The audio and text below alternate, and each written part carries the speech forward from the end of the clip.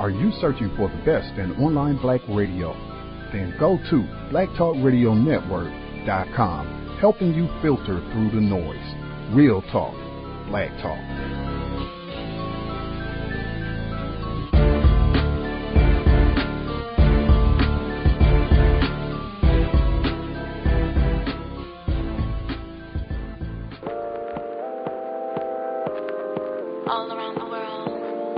South Africa has just a fraction of the resources of a lot of developed countries, but still it has managed to flatten its COVID-19 curve.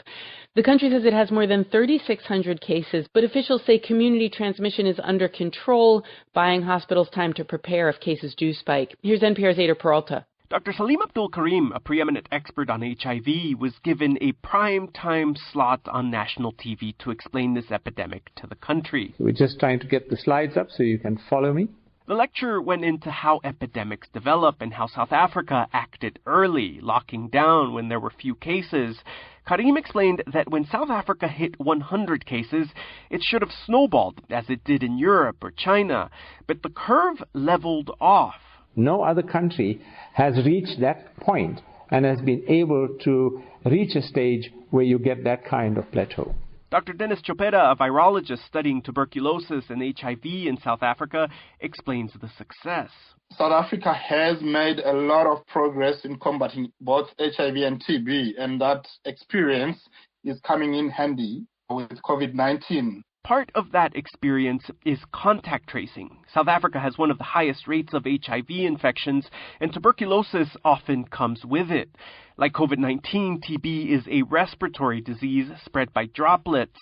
Chopera says the government has had to run a big contact tracing operation to keep TB under control. The personnel is there, the experience is there. There is no need to train people to actually start doing this kind of contact tracing. Compared to wealthier countries, South Africa is doing little testing, but the government is sending 28,000 health workers to screen the population for symptoms, to catch the virus in the community, not when people show up sick to the hospital.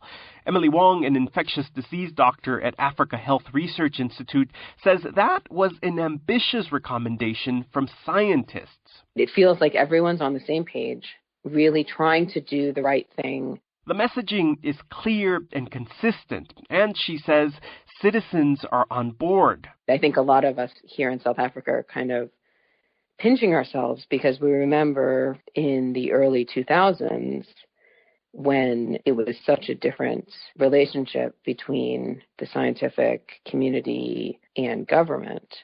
Back then, at the peak of the AIDS epidemic, South Africa's President Thabo Mbeki was an AIDS denier. HIV, he argued in front of Parliament, could not cause AIDS. How does a virus cause a syndrome? It can't. Of course, he was wrong. Scientists at Harvard University found that his recalcitrance contributed to the deaths of some 300,000 South Africans. Tom Frieden, who used to run the American CDC and has worked across the African continent, says these scars taught African governments and citizens the menace of disease and the importance of public health. There's an understanding that we have to take them seriously and have to do what works to limit the damage. Frieden says those muscles have atrophied in places like the United States. Contact tracing isn't common, so the U.S. would have to train thousands to do it. And he says Americans have forgotten how horrific infectious diseases could be. Public health in the United States and globally isn't given the kind of respect it needs. The kind of respect it needs, he says, to defeat the coronavirus. The kind of respect it's getting in South Africa. Ada Peralta, NPR News, Nairobi. Have you ever heard of the movie City of God? Oh, yeah, I saw that. Yes, sir. Yes, sir. Oh, okay. I haven't seen it, but, that's supposed to be, sending a message to somebody about, hey, color does make a difference. The number of people dying of COVID-19 in Brazil is surging. Officially, it's more than 3,600. But with relatively little testing, the real toll is believed to be far higher. NPR's Philip Reeves reports that one Brazilian city, Manaus, can no longer cope. Wallace De Lima lost his father a week ago. He was 55. His death wasn't officially registered as COVID-19 because he wasn't tested. De Lima's certain the virus caused it. Tinha falta de ar, febre, dor no corpo e uma tosse seca. His dad had all the symptoms, he explains. Negligência médica aqui, ó. De Lima used his cell phone to film inside the hospital during his father's final hours. Negligência médica, meu pai morrendo aqui, ó. My dad's dying, and there's no one here to help him, he says. He saw corpses on hospital beds alongside patients. Meu pai faleceu, eu contei 9 corpos. When my dad died, I counted 9 other bodies, says De Lima. Tá vendo aí, ó, a irresponsabilidade. Outside the hospital, there were angry scenes. The nightmare continued when De Lima took his father's body to the cemetery. Eram uns 20, carro do... There were about 20 other funeral cars, he says. Manaus is a river port in the Amazon rainforest. It's capital of Brazil's Amazonas state. Drug trafficking's rampant. Homicides happen every day. The carnage caused by COVID-19 is in another category. Patricia Sixá is a doctor, now on the front line. A população do Amazonas sendo dizimada. The population of Amazonas is being decimated, she says. Sixá says chronic corruption has starved local hospitals of resources. She's had to buy her own personal protection equipment. The health system's not prepared for the coronavirus, she says. Planejamento zero. Organização zero. There's zero planning, zero organization, she says. Ambulances carrying patients must wait outside hospitals because there are no beds, says Sixá. So far, Manaus has only registered 193 COVID-19 deaths. Yet the mayor's office says the average number of people dying every day has more than tripled. During the first 3 days of this week, there were 340 burials, it says. Manaus has begun burying its dead in mass graves. An online video of its largest cemetery shows backhoes pouring earth onto coffins within. A única opção que nós temos. This is the only option, says Manuel Viana, a local funeral director. Otherwise it would be impossible to dig enough graves. Viana says some families no longer come forward to claim their dead. Those who do can't mourn properly because of restrictions on cemetery gatherings. E ver aquelas famílias não tendo a oportunidade. Seeing families unable to say farewell to loved ones is heartbreaking, says Viana. Health officials believe the coronavirus hasn't yet peaked in Brazil. Nós devemos ter, nos próximos 10-15 dias. There could be a very serious problem in the next 10 to 15 days, says Wilson Lima, governor of Amazonas. Dr. Patricia Sixá is determined to battle on. Olha, nós estamos dando o nosso sangue, né? We're giving everything we have, she says. A gente chora, acorda, seca as lágrimas e tem que ir em frente, não? We cry, she says. Then we wake up, dry our tears, and get back to work. Philip Reeves, NPR News.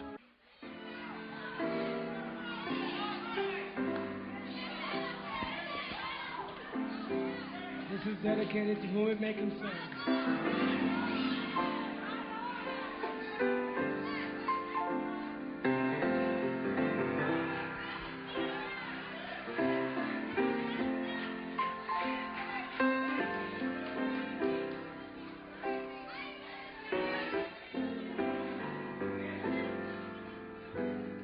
To be a gifted and black. So, for the tens of millions of school children here in America, best case scenario still means months of lost time in classrooms. For more on what the long-term effects of that might be, we have called on John King Jr. He served as Secretary of Education under President Obama. Before that, he was Education Commissioner for the state of New York, and he is also a former social studies teacher and principal. Dr. King, welcome. Thanks so much for the opportunity. So what does the research tell us about how much ground students may lose? Well, we know that when we have summer learning loss, it is a significant driver of our achievement gaps for low-income students. And we can expect that that will be exacerbated by this period, that rather than 2 months away from school, we're looking at 5 or 6 months away from direct instruction in the classroom. Even in places that do distance learning well, we can expect that students will lose significant ground. I don't want to sound melodramatic, but do you worry about a lost generation here? The students who lose 6 months, do they ever make that up? I do worry about that, particularly in our districts that have the least resources. But it's really up to us. It's a question of, do we have the political will to invest the resources to make sure that we don't lose a generation? We'll need summer distance learning. We'll need after-school programming and potentially Saturday programming during the school year.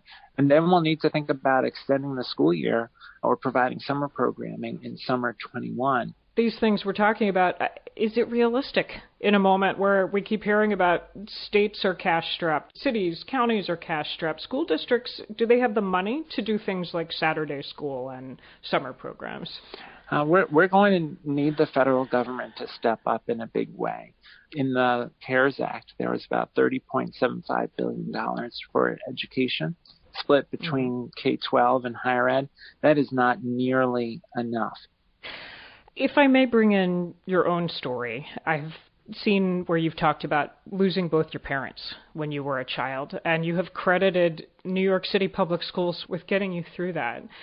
What goes through your mind when you think about, we're looking at a nation of kids, in fact, a world of kids living through this pandemic, some of whom have family members who are sick, are out of work, or have died because of COVID-19, and they don't have their usual support system of teachers and classmates at their side? I'm heartbroken about the kids for whom school is the place that provides structure and support and a sense of security that don't have that. I mean, for me as a kid, after my mom passed when I was 8, I lived with my dad. My dad had undiagnosed Alzheimer's. And so home was this place that was scary and unpredictable and unsafe. But school was the place that was reliable and consistent, where I had positive relationships with adults and peers. And I wouldn't be alive today without those school experiences. And I worry about the kids who are in homes where there's abuse, where there's addiction, where family members, as you say, have lost jobs, where family members are sick or passed away.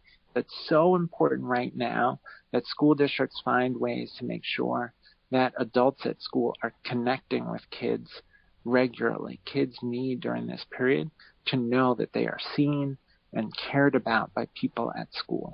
That's such an important point, because I know as a parent watching my kids struggle with remote learning right now, I'm so focused on the education and whether they're learning or not. But you're pointing to that schools play a way bigger role. Absolutely. I mean, for an elementary school student, the most important thing may be just that morning meeting where they see their teacher, they see their peers, and they check in with each other. And if we can create that virtually, that may be the thing that gives them a sense of safety and security in this really tumultuous time. We can't lose sight of the critical socio-emotional supports that schools provide.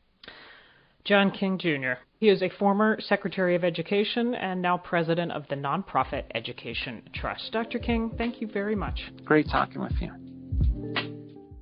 The love story starts with Dr. Vanessa Grubbs. She was a family doctor, and she hadn't planned on falling in love with a man who'd been living with kidney disease since he was a teenager. But when she did, it set her life on a new course. Appalled by his years-long wait time for a kidney donor, she decided to donate one of her kidneys to him. And then she began to study, document, and fight against what she began to see as subtle but nonetheless very real racial biases in the decisions over who gets those precious transplant organs. Oh, and the guy, she married him. And 11 years later, they are still going strong. She writes about all this in a candid new memoir, Hundreds of Interlaced Fingers. Even as we learn more about this coronavirus, there are new questions we didn't expect about what else it may be doing to the body. In addition to the respiratory distress it causes, COVID-19 seems to be linked with increases for some patients in inflammation of the heart and other organ and tissue damage. None of these connections are conclusive, but William Brangham explores one of those connections that has a number of doctors concerned. That's right. One of the many things that we're learning about this novel coronavirus is the impact that it is having on the kidneys. And for that, I'm joined now by Dr. Alan Kleiger. He's at the Yale University School of Medicine, and he co-chairs the COVID-19 response team for the American Society of Nephrology. Dr. Kleiger, thank you very much for being here. Thank you. Could you tell me when you first started to learn that what we think of as a respiratory virus is also damaging kidneys? Well, some of the earliest reports out of China showed that among COVID-positive patients admitted to the hospital, as many as 40 or even 50% had evidence of some damage in the kidney. They had protein in their urine or blood in their urine, and 10% of them even had some decrease in kidney function. So we knew early on that the kidney was one of the targets. And do we know why the virus impacts the kidneys? It's not so clear, but there's been a lot of speculation about that. We know, for example, that the virus can attach to kidney cells through a specific receptor in the kidney. These same receptors are in other organs as well and can damage the kidney directly. We also know that in patients who are very sick, who need to be on ventilators and are in intensive care units, that the combined illness in the lung and other organs can sometimes cause a huge inflammatory reaction, and the body releases these things called cytokines, and they can in turn damage the kidney. So what are the practical implications if I am someone who is infected with the coronavirus and I'm getting quite sick and it starts to damage my kidneys? What does that mean for me as a patient? Yeah. Well, first of all, most people who are sick with this disease never get sick enough to be in the hospital and never get sick enough to have many organs damaged that way. But if you look specifically at patients sick enough to be in the intensive care unit from COVID-19, it looks in centers like New York that have a lot of disease that 30 or 40% of those patients may have evidence of kidney failure. There are even some places that there are as high as 50% of those intensive care unit patients who have kidney failure.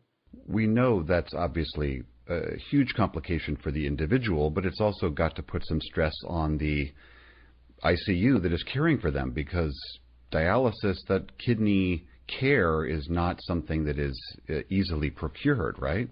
Well, it's true. In centers like New York or other cities like Detroit or Chicago, first of all, many more intensive care units have had to be created to take care of patients who are so sick. And in those units, the provision of care like dialysis or like continuous replacement therapy, different kinds of dialysis treatments that treat kidney failure, are very intensive of both equipment and personnel. So obviously that means ICU staff have to be beefed up, the amount of equipment have to be beefed up. Is it your sense that there are enough of those individuals and equipment to handle projected surge of cases? Well, we know that best from the experience in New York, where last week many hospitals started running short of equipment and be concerned about those staff. Many people taking care of patients with COVID-19 themselves have been infected, and so often staff are out and ill. And so what we started hearing from New York was that the need for equipment and dialysis was 4 or 5 times usual, while staff available was sometimes 70 or 80% of what usually is used. So that combination has made it really critical in some places to bring in more staff and to bring in more equipment. Long term, do we know what this virus does to the kidneys over the long term? Meaning, do people heal from this, and can they restore traditional normal kidney function? It's a good question, and this is early yet, and we don't have all the answers to that. What we do know is that there have been patients who have had acute kidney injury from this illness that they've recovered from, and where the kidneys have been able to go on and do what they've needed to without dialysis. But we also know there are some patients who still have evidence of kidney failure and need dialysis even after they've been released from the hospital. Another one of these long-term impacts of this virus we're going to be living with for a very, very long time. Yeah. Dr. Alan Kleiger at the Yale University School of Medicine, thank you very much for your time. Thank you. Medical apartheid, the dark history of medical experimentation on Black Americans from colonial times to the present. So there is one thing that distinguishes the nursing homes in New York that have reported the highest number of patient deaths from COVID-19. An NPR analysis shows it is not the quality of the nursing home, it is the percentage of people of color who live there. NPR investigative correspondent Joseph Shapiro has more. Nursing homes are on the front lines of this pandemic. Residents make up almost 1 out of 5 deaths nationwide from COVID-19. They're often frail, they have underlying health problems. Nurse aides who work for low wages do the hands-on care, get people out of bed, bathe them, take them to the toilet. They and other staffers were some of the last to get personal protective equipment, those masks and gloves. That made it easier for the virus to spread. For all of our pandemic response, much of the attention has very appropriately focused on hospitals. Dr. Dora Hughes is a professor of public health at George Washington University. But I think for what we've seen with the nursing home, it's a fairly stark reminder that we need to really expand our thinking in terms of essential workers, and nursing home, the direct care staff, should have been a greater priority. Some 20 states are documenting COVID-19 deaths at nursing homes, if the facilities report them. NPR took the list from New York, the state with the most deaths by far. New York names 73 nursing homes where 6 or more residents have died. In one facility, 55 people died. We use the federal government system for rating nursing homes. It gives them a star rating from 1 to 5. And we found those nursing homes that recorded deaths actually had better quality scores than other nursing homes in New York State. I expected we were going to find these were the nursing homes with the lowest quality ratings. Yeah, that's what I thought as well. That's my colleague Hua Jingnan. She ran the numbers. We looked at staffing levels. They were about the same for nursing homes that reported deaths and those not on the list. Their reliance on Medicaid patients who bring lower reimbursements was about the same too. The nursing homes with outbreaks were often larger facilities. Half were in New York City. There was one thing that really stood out in NPR's analysis: race and ethnicity. Those nursing homes where residents died were far more likely to be disproportionately made up of people of color, Black, Latinx. Last year, NPR collected a huge data set on nursing homes, including numbers that allow us to look at the racial demographics of every nursing home in the United States. Our finding of that racial imbalance is not unique to nursing homes. We know that across the country, Black people, and Hispanic too, are dying at disproportionate rates from COVID-19. It is not surprising that this is exaggerated. Dr. Clyde Yancey is the chief of cardiology at Northwestern University School of Medicine. He wrote in the Journal of the American Medical Association about the long history of racial disparities in healthcare and how it plays out now in this pandemic. Someone living in a nursing home who has suffered more extensive complications from the disease process because of already embedded health disparities, one can only imagine what happens when that individual now is facing coronavirus infection and potential COVID-19 complications. Years of poverty and inequality led to less access to health care, to hard lives and jobs, to a greater likelihood of developing diabetes, asthma, and other conditions that now put people in those nursing homes at greater risk. The NPR data adds one more piece of evidence to that lesson from this pandemic, that people of color are dying at much higher rates. And in our analysis, that's the bottom line in nursing homes as well. Joseph Shapiro, NPR News. The man knot, race, class, genre, and the dilemmas of black manhood. Around the world, COVID-19 seems to be killing more men than women. Global Health 50/50 is keeping track of this data in dozens of countries. It's an independent initiative at the University College of London. Sarah Hawkes is one of the co-directors there. She has worked in public health for some 25 years, and she says she's been seeing differences in the severity of cases and death rates going back to the initial outbreak in Wuhan, China. It's been seen from the beginning. If you look at those initial clinical reports, they stated that it seemed to be affecting men more, and the risk of death was higher amongst people with what are called comorbidities. In other words, other underlying diseases. And that, to be really honest with you, should not have come as too much of a surprise, because that's pretty similar to the picture that we saw in both SARS and MERS, which were the other two corona-related epidemics.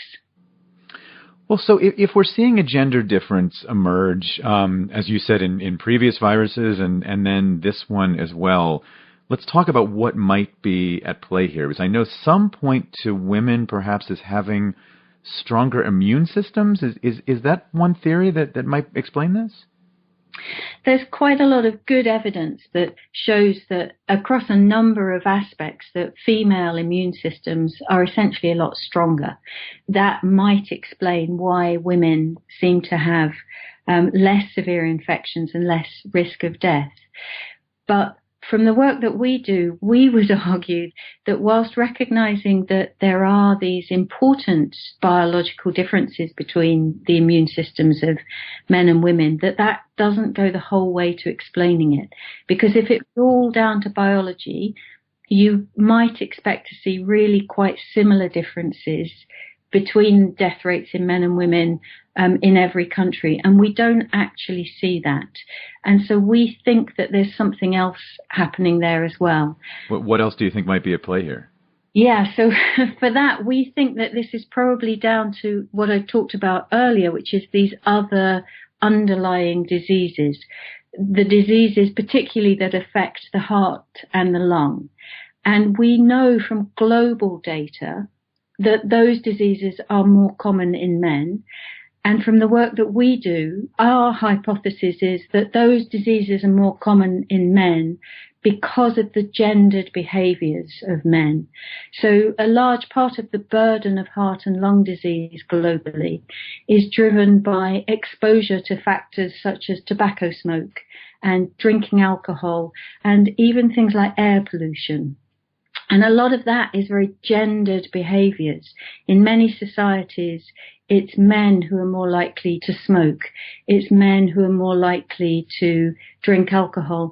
And it's men who are frequently exposed to high levels of outdoor air pollution because they are frequently the people who are driving cars, taxis, buses, trucks, whatever.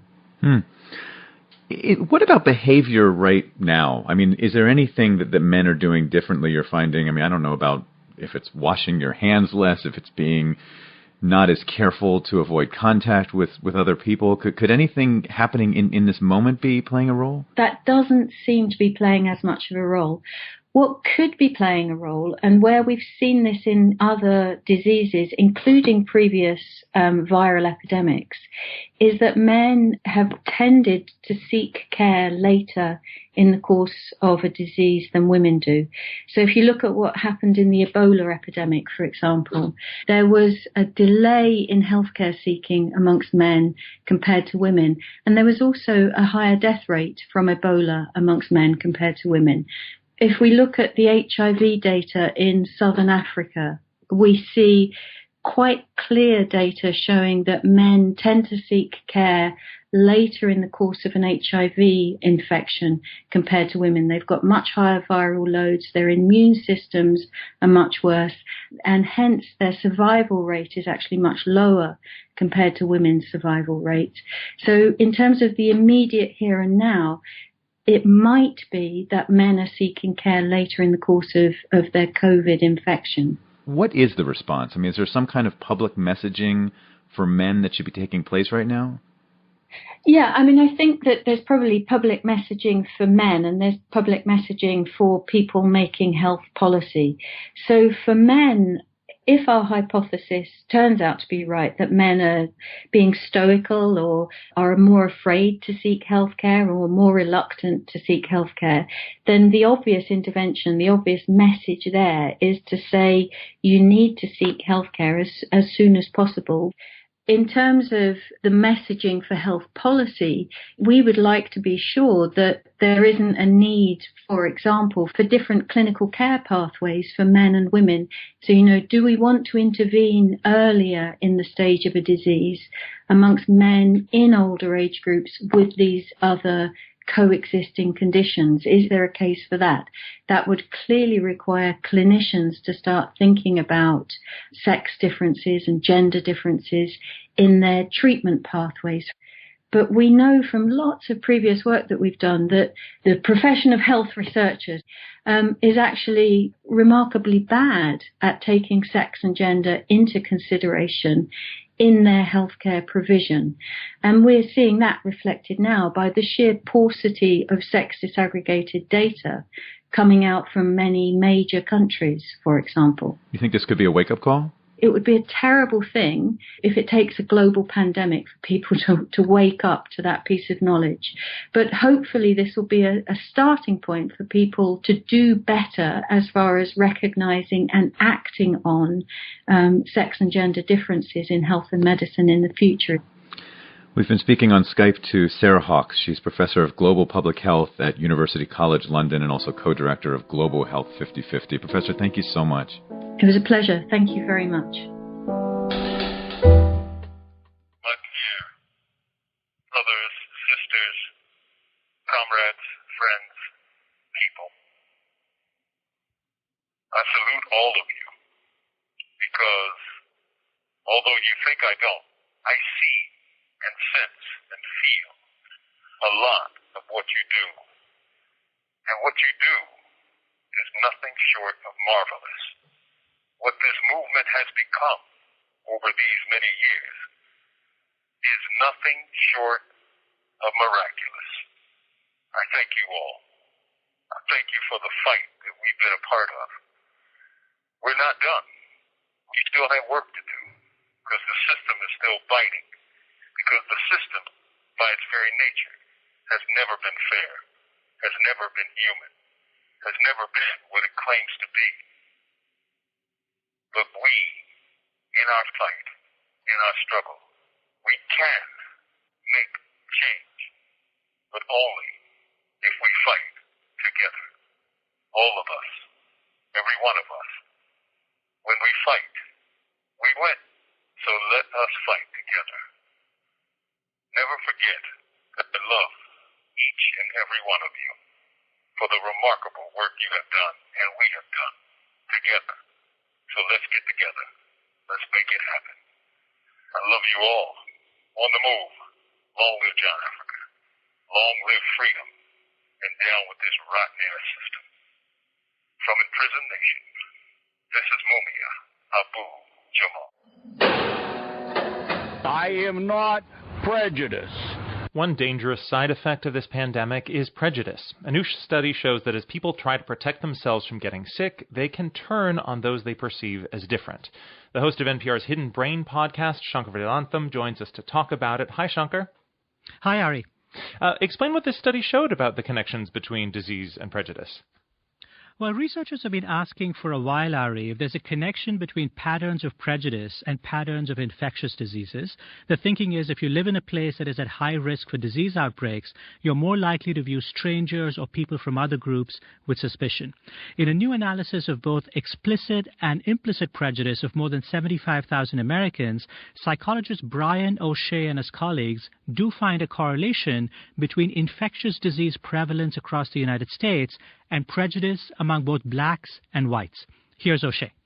If you're a resident of a state that has higher infectious disease rates, these residents express higher in-group preference or out-group disdain. So if you're a white participant, you have a stronger pro-white, anti-black bias. And if you're a black participant, you have a stronger pro-black, anti-white bias.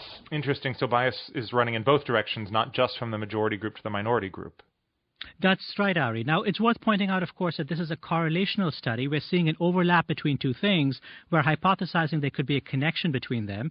O'Shea and his colleagues added an experimental component to the study. They showed white volunteers who were especially concerned about their health, people with what they call germ aversion, a number of different images. Some showed people who were sick and coughing and sneezing. Others showed neutral images, and still others showed scary pictures that were related to terrorism. O'Shea said that researchers found that among white Americans with germ aversion, images of sick people significantly increased their explicit prejudice, much more so than images of terrorism or the neutral images. So this lends credence to the hypothesis that there is a connection between disease concerns and prejudice. Tell us what that means for this moment now, because during this pandemic, we've seen so many reports of prejudice against Asian Americans from people who are angry about the disease's origins in China. So what does this mean for the coronavirus? It comes from China. You're absolutely right, Ari. And it's not just Asian Americans in the United States. Across the world, people who are considered outsiders have seen, growing numbers of examples of prejudice and even xenophobia. O'Shea says that what we're seeing with prejudice patterns in the COVID-19 pandemic is entirely consistent with his data. Here's O'Shea. If you're living in a region with higher infectious diseases, or there's a pandemic that breaks out, such as Ebola or the current COVID-19 crisis, you're going to see more intergroup tensions and racial prejudice occur in these kind of environments.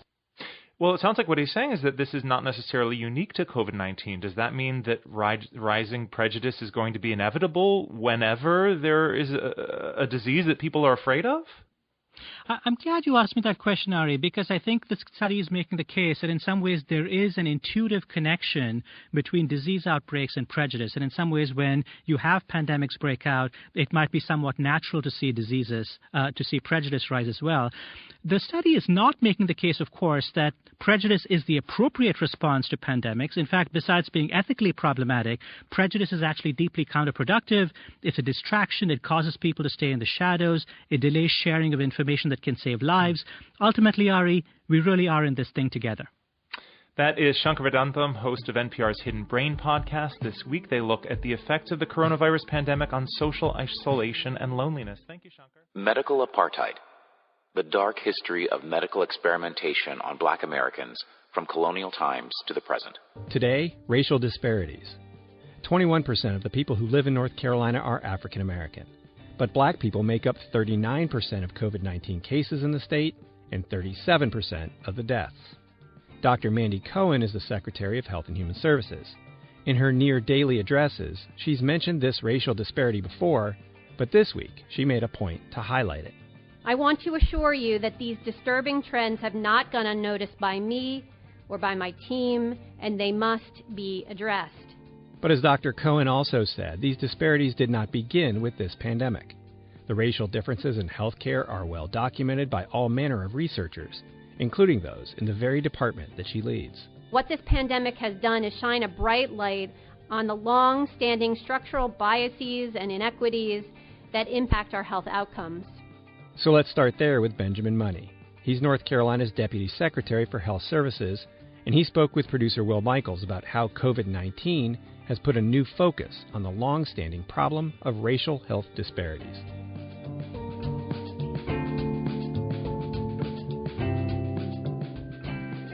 When you think about the largest minority group in North Carolina, African Americans, we obviously have disparities in terms of life expectancy. And it even varies by zip code. You can go into areas that are fairly close, and with a different zip code, with a different demographic grouping, you can see some significant disparities just in overall life expectancy. And we see that across the state.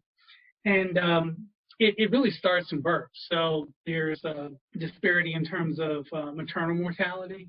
We also see it as it pertains to chronic disease, so diabetes, hypertension.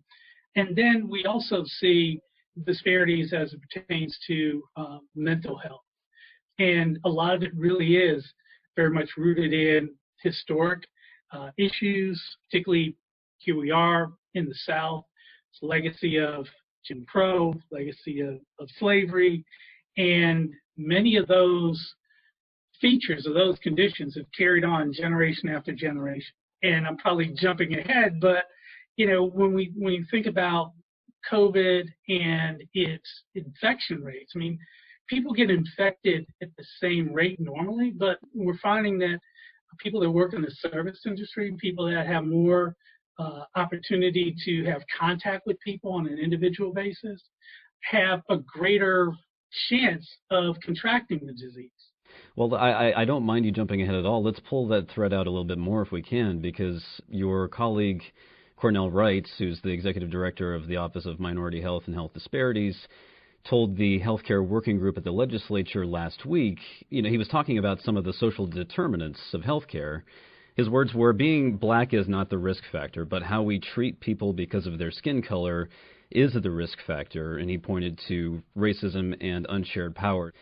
I guess my question is, how do the social structures that we have in place have an impact on healthcare disparities? Yeah, so when we think about the disparities of income, and how do disparities of income happen? They happen as a result of access to education, access to employment, access to opportunities. It's not by chance that people who work in the service industry have lacked opportunity, okay? In many instances, they are living in generational poverty.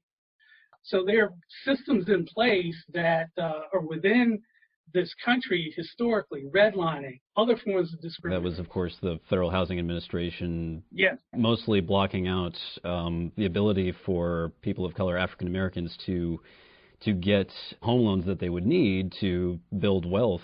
And those programs, to some extent, still exist.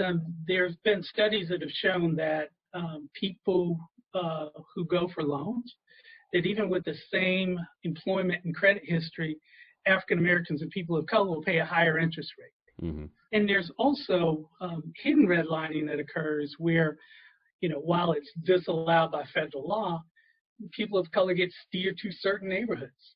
Mm-hmm. If you fail to have opportunities to utilize probably the greatest investment that most Americans have, their home, to build wealth and then be able to pass that wealth along generationally, then your next generation is even further behind.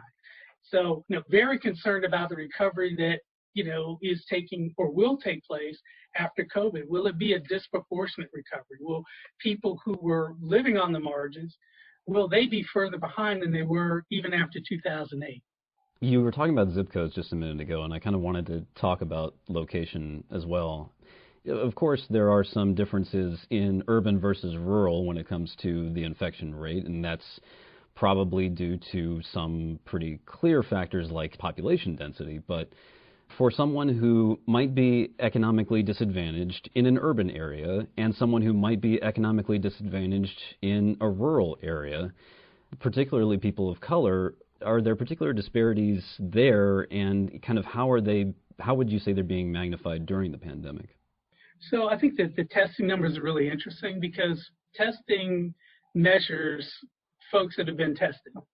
Right. So if you have areas in which not much testing is going on, it can actually reflect inaccurately. It can actually be perceived as if there is no transmission of the virus taking place within the community, when actually it could be. So I think that can, in some instances, create a false sense of security among folks living in those communities. So folks in rural areas sometimes can be hidden away. And also within some of the rural areas, you have, in some instances, a stigma about utilizing social services or human services. That can also be true in urban areas as well. And I think people have avoided getting health care because they have wanted to avoid the financial implication of what a diagnosis could mean for them. And in those circumstances, people end up putting off care. The promise or the likelihood of wanting to find out if you have a condition that is going to put you further in a hole, that is going to make you seek the healthcare system when perhaps you even have bills in the healthcare system that have gone unpaid, it really becomes somewhat of a disincentive. Well, it strikes me, and I suppose it remains to be seen because we've got some time left in this pandemic, but it strikes me that, this is highlighting some vulnerabilities or weaknesses in the systems that exist. Absolutely. Before this pandemic, folks didn't pay much attention to the people that checked them out at the grocery store or cleaned up in the office where they were working or collected recycling. Now we call them essential workers because they are essential. They've always been essential, but we've never given them the credit, nor have we compensated them fairly. And now we have situations in which people don't make a living wage, don't have access to health insurance, don't have access to sick time, but yet we're essentially lauding them and saying, thank you for being a hero by, going to your job every day, seeing more and more different people come across your path, and essentially risking your life, the life of your family, and your well-being to provide this essential service. Atlanta has some of the highest asthma rates in the country. And I have 4 children in my household who are asthmatic. And so you think about a large African-American population with many other underlying conditions that have proven to be deadly for people who are stricken with COVID-19. It is most important that we take our time and we be thoughtful. Prejudice is actually deeply counterproductive. It's a distraction. It causes people to stay in the shadows. It delays sharing of information that can save lives. Ultimately, Ari, we really are in this thing together. A racist text message sent to the mayor of Atlanta regarding her opposition to Governor Brian Kemp's decision to reopen the state. Mayor Keisha Lance Bottoms has been all over the place using her voice, as she calls it, to warn against restarting businesses amid the pandemic. Fox 5's Morris Diggs describes a conference call where that racist taunt she received was discussed. Earlier today, the mayor was discussing the topic that's on everyone's mind right now, the pandemic. It was during that conversation with a group of city council members that this racist taunt subject came up. Most disheartening, the mayor told the council members, is that 2 of her children were exposed to this ugliness. A decision by the governor on reopening business amid the pandemic concerns has sparked controversy. But should you disagree, and the mayor of Atlanta is one believing it is too early, then you would not take to someone getting ugly about your position. And the mayor took a written jab. Sent to Keisha Lance Bottoms was this racist message, which we partially edited. It claimed to be from a group called Reopen Georgia. Blank, just shut up and reopen Atlanta. Nigga! The mayor answered with a tweet. With my daughter looking over my shoulder, I received this message on my phone. I pray for you, and then quoting MLK, conscientious stupidity or sincere ignorance. Bottoms earlier today had a conference call with city council members. One, Michael Bond, had seen the racist taunt and expressed his concern. I'm concerned that I want to make sure that they're addressed. How are you doing, and how is that being addressed? Thank you for your concern, council member. We are doing fine. Not only did I receive it, but my 12-year-old son received it as well. I had a very long conversation with Ambassador Young this morning, and he just reminded me that white supremacy is a sickness, and we're not cowards. Cowards don't run for office, so... Wow! Hey, yo, drama, hold up, son. Hold on. Stop the motherfucking record. All right. I want you to Pondy replay, drama. Pondy replay. Give him one more chance, man. Run that shit the fuck back. I had a very long conversation with Ambassador Young this morning, and he just reminded me that white supremacy is a sickness, and we're not cowards. Cowards don't run for office, so I will continue to use my voice to speak on behalf of our community. Children should be off limits as it relates to any and everything. There is a group called Reopen Georgia, and an organizer says this individual fraudulently used the name of the group, and that the group disavows the racist message. From Northeast Atlanta, I'm Morris Diggs, Fox 5 News. North Carolina. Hundreds of protesters with the group Reopen NC marched past the state capitol in Raleigh Tuesday, demanding that Governor Roy Cooper move quickly to end his stay-at-home order. At times, the protesters were jammed together, defying the governor's orders that the protesters practice social distancing. WFAE's Steve Harrison reports. The first Reopen NC protest was a week ago.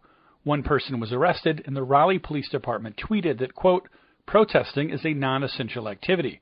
That arrest and comment was on nearly everyone's minds during the rally. No! Open North Carolina now! Goodbye, Cooper! Open North! Freedom! When do we want it? Now! What do we want? Freedom! Cooper's stay-at-home order ends April 29th, and the governor has not said what's next in the state's efforts to fight the COVID-19 pandemic.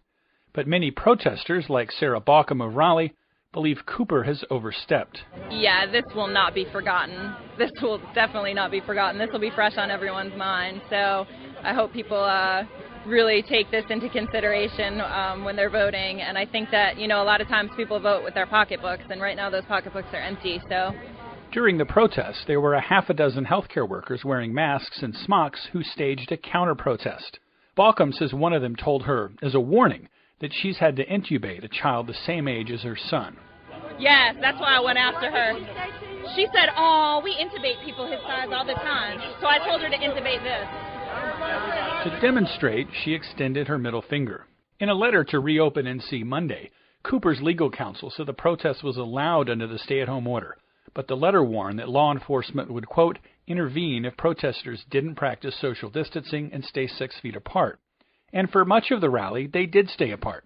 But when protesters began marching down Jones Street, police initially blocked their way, creating a logjam of more than 100 people, packed tightly together. The Capitol Police did not make any arrests. One protester carried a sign that said, "Fire Fauci," a reference to Dr. Anthony Fauci, director of the National Institute of Allergy and Infectious Diseases, who has at times been at odds with President Trump over the nation's coronavirus strategy. There were numerous "Don't Tread on Me" flags and signs pledging support for the president. It had the feel of a Make America Great Again rally. Gary Jesmuk of Raleigh was one of the few protesters wearing a mask.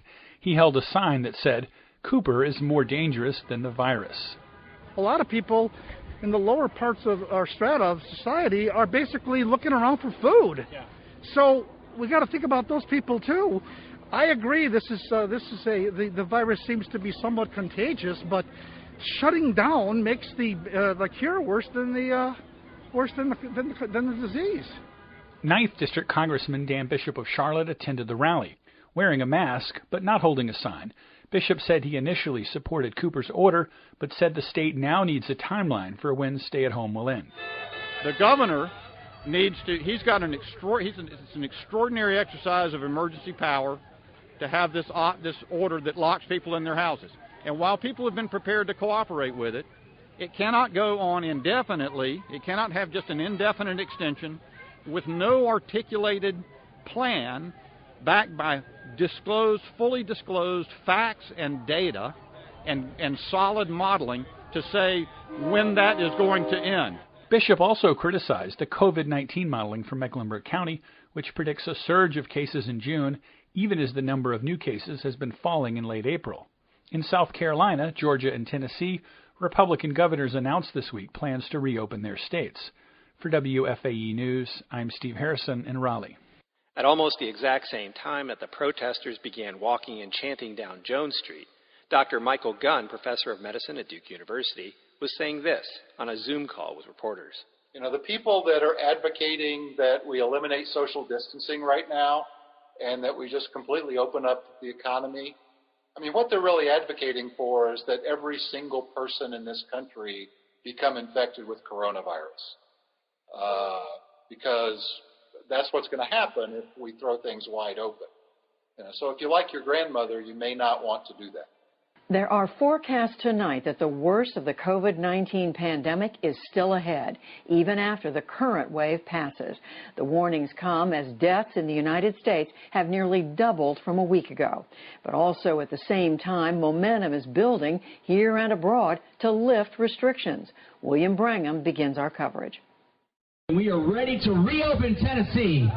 More protests occurred today as debate heated up across the country over how and when to reopen the economy. From Tennessee to Washington state, opponents of shutdowns, some carrying weapons, blasted their governor's stay-at-home orders. We've been affected by the virus in our family, and it's not a joke.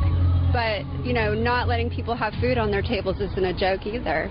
But the Washington Post and others report some of these demonstrations are in part being orchestrated by pro-gun far-right groups on social media.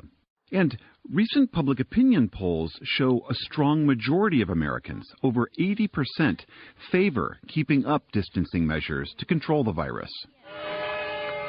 At the same time, even though the protests are often in opposition to his own public health officials, the president has urged them on, tweeting that states need to be, quote, liberated. These are great people. They want to they call cabin fever. You've heard the term? They've got cabin fever. They want to get back. Amid pressure to reopen, some manufacturers, like Boeing and Washington State, are getting ready to put thousands of people back to work this week. And Georgia's governor, Republican Brian Kemp, announced he'll let gyms, hair salons, and some other businesses reopen this Friday. But Dr. Anthony Fauci, the nation's top infectious disease expert, warned today that states could see new outbreaks if restrictions are lifted too soon. If you jump the gun and go into a situation where you have a big spike, you're going to set yourself back. That's what leaders in New York emphasized today, even as the state's death toll dipped to its lowest point in more than 2 weeks. We're going to be smart about how we come back. We're going to be smart about how we turn the corner. We're not going to let our foot off the gas prematurely. Local leaders say it's a decision that hinges on the capacity for much more widespread testing, which is still lacking in much of the country. But the president on Sunday argued again that, in his words, testing is a local thing and not the federal government's responsibility.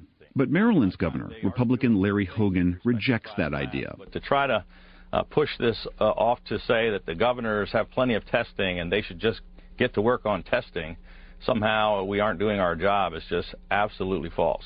And today, Hogan struck a deal with suppliers in South Korea to secure 500,000 tests.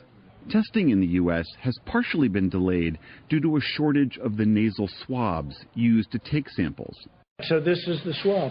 The president said Sunday he would use the Defense Production Act to boost swab production. How you doing, guys? New York officials rolled out an antibody testing program to see if people who've been infected have now developed antibodies which might offer some protection against the virus. It's another crucial test, but Dr. Fauci cautioned that many of the tests currently being marketed are not reliable. A lot of them are not validated. Point number one. Point number two, that's important, is that we do not know exactly what an antibody titer means. I mean, there's an assumption, a reasonable assumption, that when you have an antibody that you are protected against reinfection.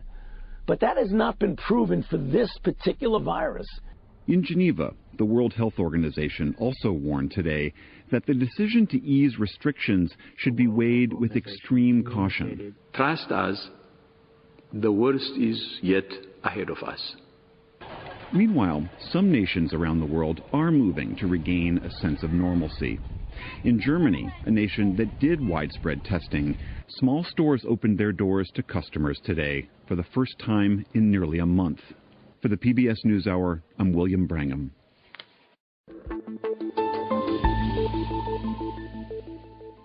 There's been widespread rejection of President Trump's suggestion that coronavirus might be treated by injecting disinfectants, or as he put it, getting light onto the body. Manufacturers have warned that toxic disinfectants must never be used internally. Some doctors have described his suggestion as irresponsible. The administration's own experts said at the same briefing they hadn't heard of using light in the way Mr. Trump described. Our correspondent John Sopel was at the White House briefing. This was a news conference at which Donald Trump had brought a scientist that we hadn't seen before, working at a laboratory for the Department of Homeland Security. Very interesting research which they have been carrying out on the effects of UV light, higher temperatures and humidity on the coronavirus. And they found very interestingly that the higher the temperature, the higher the humidity, the less long that the coronavirus would last on a surface. And so when we've been told in the past that it could be 2 or 3 days that the coronavirus could be around, well, it seems that if there's a high temperature and UV light, then it only lasts a matter of a few minutes. And so that is kind of a very positive news for the summer, where people have been wondering whether, when it gets warmer, will the coronavirus die out? Now, there's a lot more research that needs to be done. The scientists then talked about how if you put disinfectant, bleach, or something like that on a surface, that too kills the coronavirus immediately. And then I can only describe what happened next as utterly surreal, because the president started musing about what would happen if you could inject people with disinfectant. And people were kind of looking at each other thinking, have I just heard this correctly? Let's listen to what he had to say. The disinfectant, where it knocks it out in a minute, 1 minute. And is there a way we can do something like that by injection inside or almost a cleaning? Because you see it gets on the lungs and it does a tremendous number of the lungs. So it'd be interesting to check that. So that you're going to have to use medical doctors with. But it sounds interesting to me. And of course, that has caused a furore with doctors and medical experts on social media saying, whatever you do, do not try this at home. And all you have to do is to read what's on the side of a bottle of bleach. And it says, under no circumstances should you be ingesting it. The conversation then got onto a more even keel. And I asked the president, for example, if the advice is that it's better to be outside than inside, well, are you going to change the advice to people come the summer? And he suggested that may well be something that they would consider. Our North America editor, John Sapel. What I'm seeing here in Harlem is they forced everyone to wear masks. I went to the store today. The people say, you need your mask on. Before I could enter, they had like a hall monitor, a black person there telling other black people what they can. They set up the lines in all the stores where you have a black person telling you, hey, go to line 5, instead of you just picking what line you want to stand on. It's just to me ridiculous. And I'll read my line. Thank you, Gus. The last thing I wanted to say is it's kind of ridiculous, the mask, wearing mask. It makes it to where I don't really want to say hi to people when they're wearing masks. And, I go about my day. I say hi to people every now and then, or a lot sometimes. But I don't want to talk to anybody with a mask. And it makes it to where I don't know, if people are going to do a crime. I don't think, but now everybody has a mask on. But it's really ridiculous. And they weren't wearing a mask when everybody can see the chemtrails, but nobody can see this COVID-19. But, whatever. Okay, thank you. Yesterday, a watchdog released a report about Facebook showing that some super spreaders are responsible for exposing millions of people to bogus claims about the virus. Our reporter, Lucas Alpert, has been looking into it, and he joins us to explain. Hey, Lucas, thanks for being here. Yeah, no problem. How are you? I'm good. How are you doing? Very well, thanks. Excellent. All right, so tell us about this report. Who created it, and basically what does it say? Well, the report was put up by a company called NewsGuard. They run they created a browser extension you could attach to your search engine that flags sites that have a bad history of promoting or posting fake news. And they have a staff of reporters who kind of investigate various different kinds of sites, whether it's political or health and science, that sites that that make dubious claims. So they've done a report where they've made a list of what they call the 15 top super spreaders of fake coronavirus news on Facebook. So the way they defined this was sites that have Facebook followings of several 100,000, some of them even over well over 1 million. That have posted, repeatedly posted stories that made claims about cures or the origin of coronavirus that has been basically roundly debunked, and that these posts were still up on Facebook, after the point last week where Facebook said they were really clamping down on this. So they found quite a few of these things that had sort of continued to slip through the net. This is not the first time that Facebook has had a hard time keeping misinformation off their platform. It's been difficult for them in the past as well. How are they responding to this report and to the misinformation themselves? Have they been taking any action? So last week, Mark Zuckerberg came out and made a post on Facebook and made some public comments saying that they were really aggressively trying to clamp down on this. They're aware of this issue, these kind of bogus cures. So they've done two. They're doing two approaches here. One is if it's stuff that they've determined to be an immediate, kind of harmful effect. So if it's saying rinse your mouth with bleach and that will kill coronavirus, they take that post down. Something that can actually cause harm. If it's something where it's sort of more debatable, or it's kind of maybe falls into the land of free speech, coronavirus originated from a lab. It was a bioweapon that escaped a Chinese lab. They will put a marker on that saying that the fact checkers have questioned the veracity of this information, but they won't take it down. But they'll put a warning label on it, and they said that their data shows once that warning label is attached to it, there's a 95% drop off on the people who actually click on it. Now, we talk about this a lot. Why are we so concerned about this kind of misinformation online? Facebook has also banned some posts and groups that have been promoting anti-lockdown protests. We've seen a lot of those groups sharing misinformation about how the coronavirus spreads. Is this something that they're talking about more specifically? Yeah, I think this kind of falls again into that same, distinction that they're making about, taking down things that promote harmful activity. And I think they've determined that, going to a big public event during a pandemic lockdown, they've, made the determination that that is a harmful event.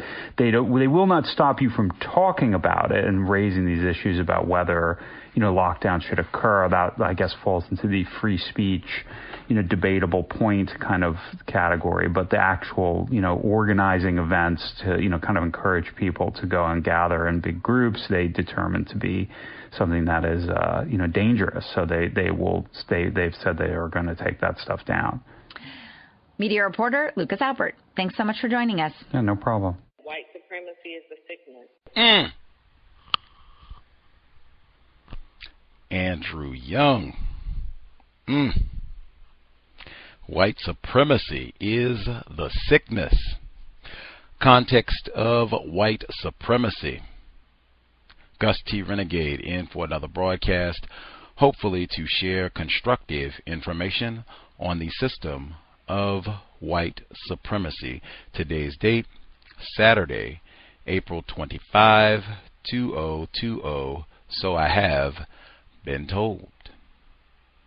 This is our weekly compensatory call-in. Dial in if you have thoughts, questions, observations, suggestions. The number 605-313-5164. The code 564-943#. Press star 61 if you would like to participate. That number again, 605-313-5164. The code 564-943#.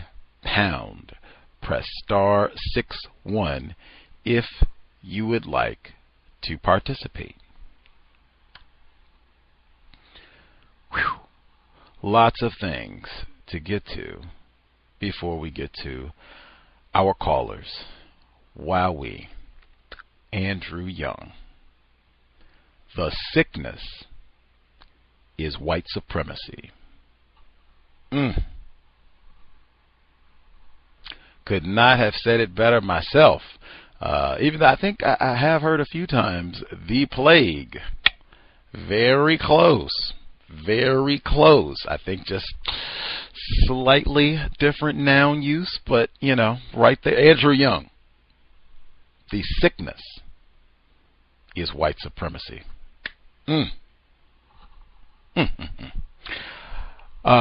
He was talking to Atlanta Mayor Keisha Lance Bottoms. Now, we heard from her last week, and she was talking about Atlanta, high asthma rates and all that. She had the part at the end where they asked her about Joe Biden and being his running mate, and we picked out the metaphor. She said, I don't care if Joe Biden picks me to be his running mate or a Green Martian or anyone who will give him the best chance to beat Donald Trump. Caught the metaphor, caller down in Florida. So that was her last week. And so within days, Governor Brian Kemp of Georgia says we're going to get to reopening. We got folks who are, metaphor, chomping at the bit. They just can't wait anymore to get their new tattoos and to get their nails done, get their hair did. We have waited long enough. We are not going to let the Rona continue to impinge upon our spring. We are going to get tatted up and, get outside. And so Mayor Keisha Lance Bottoms, hey, Negro mayor in Atlanta, so she's going to be uppity. You know, we got asthma problems and bad air quality, notoriously bad air quality in Atlanta. And yeah, so, you know, we hold on. Wait a minute, we're going to take our time with this and urge folks to kind of settle down. Nigger, reopen the city. May text her children too. A whole lot of, in my view, a whole lot of elements of direct racism, because if you are a racist, white supremacist, racist, you can identify niggers. You know, the governor, white man of Georgia, he said specifically, there is nothing to discuss. You cannot overturn. I am in charge. I am the man, and I said what I said for the whole state of Georgia, and that's that.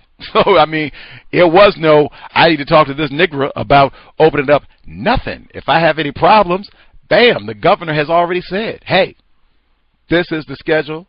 We are open for business. Boom, boom, boom, and he ran it all down. So, I mean, what is it? Why do I even need to talk to this nigger? She's not in charge. The governor has given us the protocol for what's going to happen in our state. I don't need to name call out. Talk to her child. Move, nigger. Talk to the governor. Get my problems resolved. You already know that. You just want to practice racism. Whites do that a lot. Got to talk to your children about white supremacy, racism. Mandatory. It's going to be a problem for them. It's just a matter of when, how soon, how often. Got to talk to your offspring about the sickness, white supremacy, white people. Make sure I reiterate 11 plus years of broadcasting the cows. If you like the cows, so what? If you do not like the cows, so what? The objective is still singular.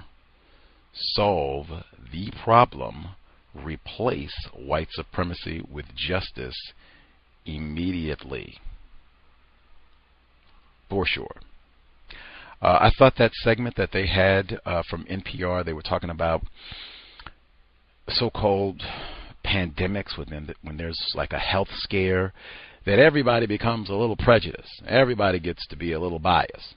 And they said, we did this study, and that if there's an area that's a so-called hot spot, then everybody, you know, they just want their group. You know, black people just, you know, they want other black people. They get suspicious of white people, and vice versa all the way around. And they pointed that out specifically. They said, oh, wow, it's not just, and they didn't even say racism. They didn't say racism anywhere in the report, certainly not white supremacy. They said, so it's not just from majority to minority group. Wow. Way to be indirect. Some call it pussyfooting. It's not just white people terrorizing black people. Wow. I would have great suspicion even about that. Yeah, I do not believe that. System of white supremacy does use a lot of deception. Very common. We all have to come to our own conclusions about when lies are being told. That is one I have great suspicion of right there. But anyway, the main point of it, everybody becomes a little prejudiced during times like these. Continuing. I am not a doctor, medical expert, not even an expert on racism, white supremacy. So to have a major medical crisis, it would be fantastic to have more folks with medical expertise. If you have some time as a medical practitioner, grand. You should have better information, help offer some guidance, lead us through the way, make sense of, you know, what's happening, and try to, as I've said consistently, use logic to make quality decisions. Part of the thinking. We had Vernelia Randall on the program this week, and Dr. Sylvia Hood Washington, which was wowie, the timing, even knowing about her book and her work to have her on at this time. But that's, you know, the thinking. These folks might be good to hear their thoughts, perspectives, hear what they have to say as we try to make sense of all of the confusion. I want to make one thing as clear as possible. Man, in a system of white supremacy, the primary weapon, the primary method of practicing white supremacy racism is deception. Mr. Fuller has said that for years. It's in his code book. He's explained that concept frequently. The direct violence is not exercised until the deception is no longer working. Deception, number one method. This entire crisis, phenomenal illustration of, I think I have said for a long time, confusion is lethal. When you can put people in a situation, I think Mr. Fuller has given examples, you can put people in a situation where there's a fire, we need to exit the building. This is not a place where we've worked here for 50 years or something, so we don't know all the fire exits and things. You put people where now there's confusion. Someone has come along and removed all the fire exit maps, you know, and so now Ted comes in and says, oh, okay, I know what the fire exit plan is. Follow me. And then they might have Susan run out and say, oh, no, wait a minute. Ted doesn't know what he's talking about. This is the new fire exit plan. And now you got, you know, racist white supremacists, because you have a lot of deception, confusion, lying, number one method. Frequently you can end up with, wow, lethal results with confusion. That happens on a regular basis, and that has been on, I was going to say daily display, but with this it's been hourly display, sometimes even more frequently than that, and in so many ways.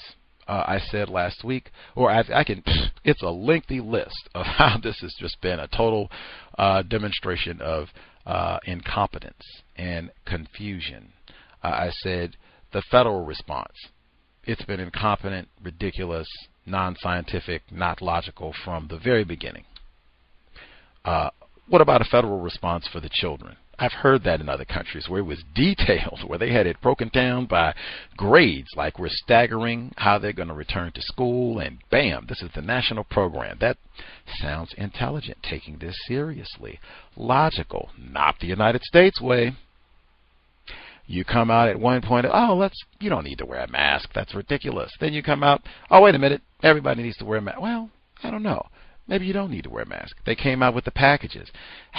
There's no risk. Go ahead and get your packages. Then they came back and said, wait a minute, you maybe need to let those packages sit in your car for 3 days. Wait a minute, to have that sort of thing where people come out and contradict what they've said and they give exact opposite suggestions from what was previously recommended, to have that be routine, a matter of daily practice throughout this, it undermines people's competence. It ends up where people don't take things seriously. You end up with people questioning everything, becoming suspicious, and rightly so, when you don't have a competent, adequate, logic-based response so that you can make quality decisions for yourself and your family. In my view, that right there could be the intended racism, white supremacy, to just have total nonsense so that you have lots of confusion, people don't take it seriously, and particularly if what has been reported is accurate. We already know that this is going to have a big impact on non-white people, black people in particularly. We'll have some white sacrifice too, like, oh yeah, we know we got obese white people here, absolutely. We know we got white people here with diabetes. We know we got white people here who are just going to be ignorant and go out. They're not going to social distance, hold hands, do all that. College students that ran down there and all that. We'll have some white sacrifice. Yeah, that's part of war. But the folks who will get the brunt of this will be the niggers. No problem. We won't take it serious. We'll just mess around. We'll give out conflicting reports. And, you know, we'll come out and tell them to social distance. And then we'll have the president come out on the same day and encourage the protesters. Yes, be liberated. Don't let them treat you like a nigger. You're not on house arrest. Get out there. Protest, my brothers. Easy 4 more years. Easy. Same thing that I said last week. My opinion on that is not going to change. Yes, this has been absolutely disgraceful, appalling. The federal response in every way. contributing to the loss of lives, not something to sit around and snicker about. People are going to die, and you have that sort of incompetence. Not even just incompetence. I mean, coming out and telling people, what about disinfectant injections? It says, anyway, people are going to die. You already know that. People are going to die when you have that sort of incompetence. That said, 4 more years. Easy. They had the hashtag, it was trending today. I think it stopped before we went live. It was drop out now. And it was almost like 100,000, like it was not a small number of tweets talking about Joe Biden and saying, you know, he's going to lose. This is a total wrap. I have said the same thing for a long time. He should concede. It's going to be a humiliating, what they call landslide. This is not going to be close. Easy. 4 more years. I can only conclude this is what the most powerful racist white supremacists want. They do not want a competent, logical response in all this. They want lots of chaos, lots of confusion, promote an environment where people don't take it seriously. How could you? The president is coming out and making these type of comments. This is what they want. I could be in error. And again, I am not a doctor. I am not a medical expert. That's it. You know, Dr. Francis Cress Welsing, 3rd-generation physician, guest 31 times on this program. I thought of the loss, not having her with us during all of this, like catastrophic on so many levels. Just, you know, even 60 minutes of hearing a few thoughts on, you know, what's happening. What are her recommendations? You know, what does she see in terms of problems as a result of all this? Like, wow, Grandcester indeed, astronomical loss not having her with us. That said, she was a guest on this here broadcast for 31 times, and I think she did a lot of encouraging us to use our brain computer metaphor and encouraging us to take things seriously and to investigate, ask questions. I know certainly Mr. Fuller says that question everything. You have to in a system of racism, white supremacy. All of that said, during the broadcast last week, the compensatory call-in, we had a number of participants, callers, who suggested, seemed to comment made comments that would tend to discourage people from taking this seriously and or promoting the view that there is no virus. I am not a medical expert. That said, I have to really think about that and say, now this is happening all over the world. This is not something that's just in the United States. If we were to be placed in a different so-called country at the beginning of 2020, January 1, if we were to be placed in any geographic location, we would be experiencing some form of coronavirus lockdown. Many places it would be substantially more intense than what we've experienced. We heard from the black male caller in China. He was only allowed to leave his residence on certain days, and this was enforced by enforcement officers. You could be placed in quarantine jail. They have that in a number of different locations, even on the continent. That is the case. Some of them, they're doing that right now, where it's enforced by enforcement officers. You can't be outside. You can only leave at certain times. Like some places, it is, you know, substantially more serious than what we have, most of us have experienced in the United States, so-called. So that's something pretty substantial to think about, that they are taking this very seriously everywhere in the world, apparently. I'm not aware of any single so-called country that has taken the position that there's no Rona. We're doing business as usual.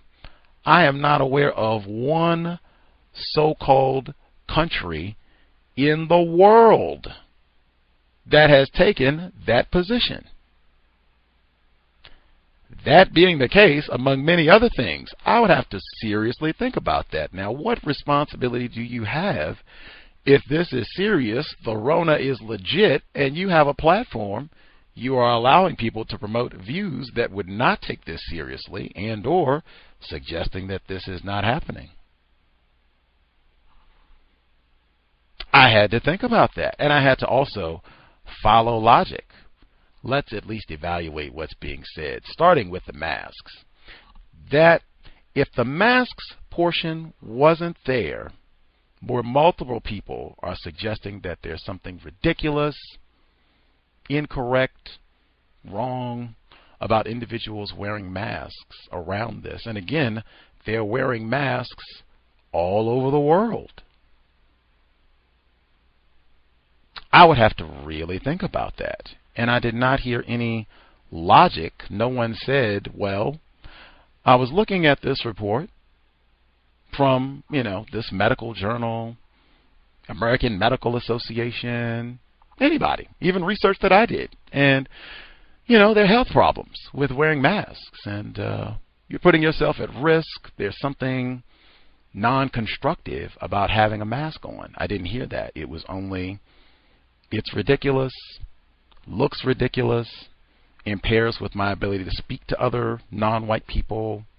Everyone has them on now. I don't know if you're going to commit a crime. I guess that could be happening. People are out wearing medical masks or coverings on their face and going to commit crimes, looting, that sort of thing. I guess that could be happening. I haven't heard that report. But unless there's like some serious logic, there are problems that could occur as a result of you wearing a mask, unnecessary, easily avoidable problems that are going to result that are going to result from someone wearing a mask during the middle of this so-called global health crisis. I didn't hear that. If it's just going to be that you look ridiculous, it impairs with my ability to speak to you, I think it's ridiculous, absurd, the social distancing measures.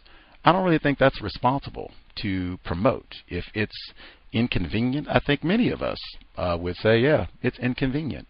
I don't really like this.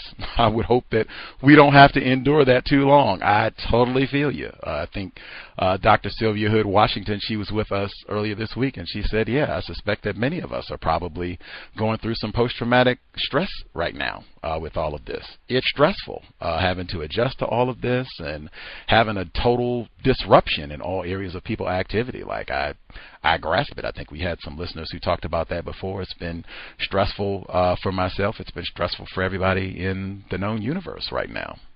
But that being said, I don't think that is responsible, and I certainly did not hear logic that would support, again, promoting thoughts, commentary that suggests the so-called coronavirus is not legitimate, and or people that are taking steps to try to ensure their safety within all of this, the same common steps that are being advocated all over the world, wearing a mask, social distancing, suggesting that there's something ridiculous or wrong about that.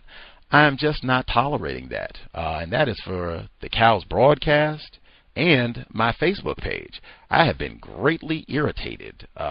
Mostly make sure the people who are most to blame for this, because I don't think you would have all of this if there was a proper white response, the people that are most in charge. If we didn't have people coming out in the White House saying that, oh, hey, we can look at injecting disinfectant, shining a powerful light. What about that? I'm going to test that too. If we didn't have that, if we had a competent response, the people who are most in charge, I don't think we would have as much of this. I could be wrong with that suspicion. But it has been on my social media. This has been going on for weeks. People who listen to the C.O.W.S, follow on social media and what have you. It started with the black people were immune. I remember I was posting reports just talking about this happening. And someone, I don't remember the exact comment because this was, at the beginning of all this. This is like over a month ago.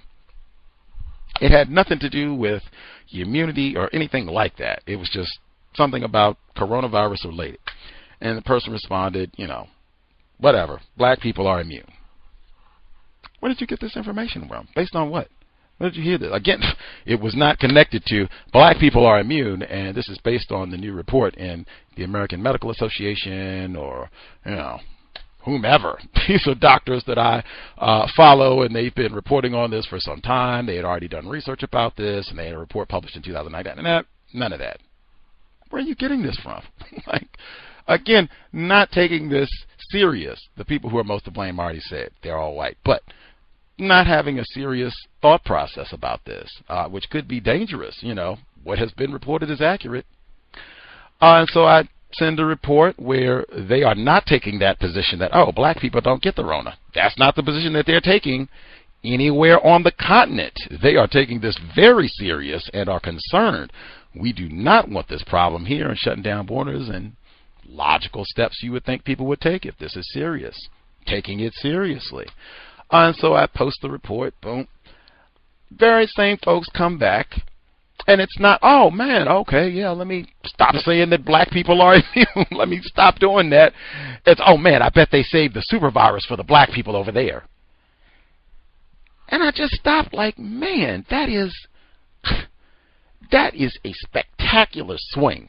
Like, you start your commentary off with, black people are immune.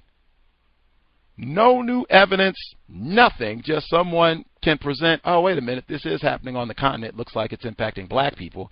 And it goes from black people are immune to they got the super coronavirus reserved for black people. They could do that. We read medical apartheid. That's possible, but I mean, it's just unsubstantiated thoughts of going to next unsubstantiated thought like, wow. During the middle of all of this, it would be helpful to have more logic, less guessing, conjecture. I've got a feeling in my loins. That is not as helpful right now. I have my own suspicions and doubts, but I'm not a doctor. I guess that's another thing I would say. Like, how do they say if we can keep it 100, if we can keep it like 10,000 for a second? I don't care what anybody read in the CDC, any other medical reports. You're not a doctor. You are not a qualified health expert. I am not a doctor. I am not a qualified medical expert. I am not going to sit up here and pretend like I have some great authority and knowledge about exactly what is happening. This is not a time for guessing and conjecture from people who are not medical experts. If you have suspicions, at a minimum, can you find folks who are medical experts and just direct us so that we can read, or even talk to them directly? That would be great. I am not interested in hearing conjecture and unsubstantiated thought about this is not happening from people who are not even medical experts. Like, you can't even step back and say, well, I have been working in a hospital, for the last 5 days, and I've been taking a whole lot of notes. That's how I came to this. Like, you can't even say that. Like, man, this is not a time for any of that. I am not listening to any of that on this platform. If you have that position and you're posting on my social media platforms, I am not listening to any of that. You will be unfriended, and this will just be part ways. Everything should make super sense. I think I said this multiple times as soon as we started. Like, man, this is not a time to be wasting resources, time, energy. If you are not getting constructive information from this here broadcast at this time, man, you should be listening to something else, doing something else with your time and energy. Like, we talk about follow logic. It is not about following a person. I say that for a reason and have said that for 11 years for a reason. It's not personal. It's not about liking the cows. Certainly not about liking Gus T. It is about replacing white supremacy with justice, and for sure, and for the foreseeable future, it should be super about following super logic.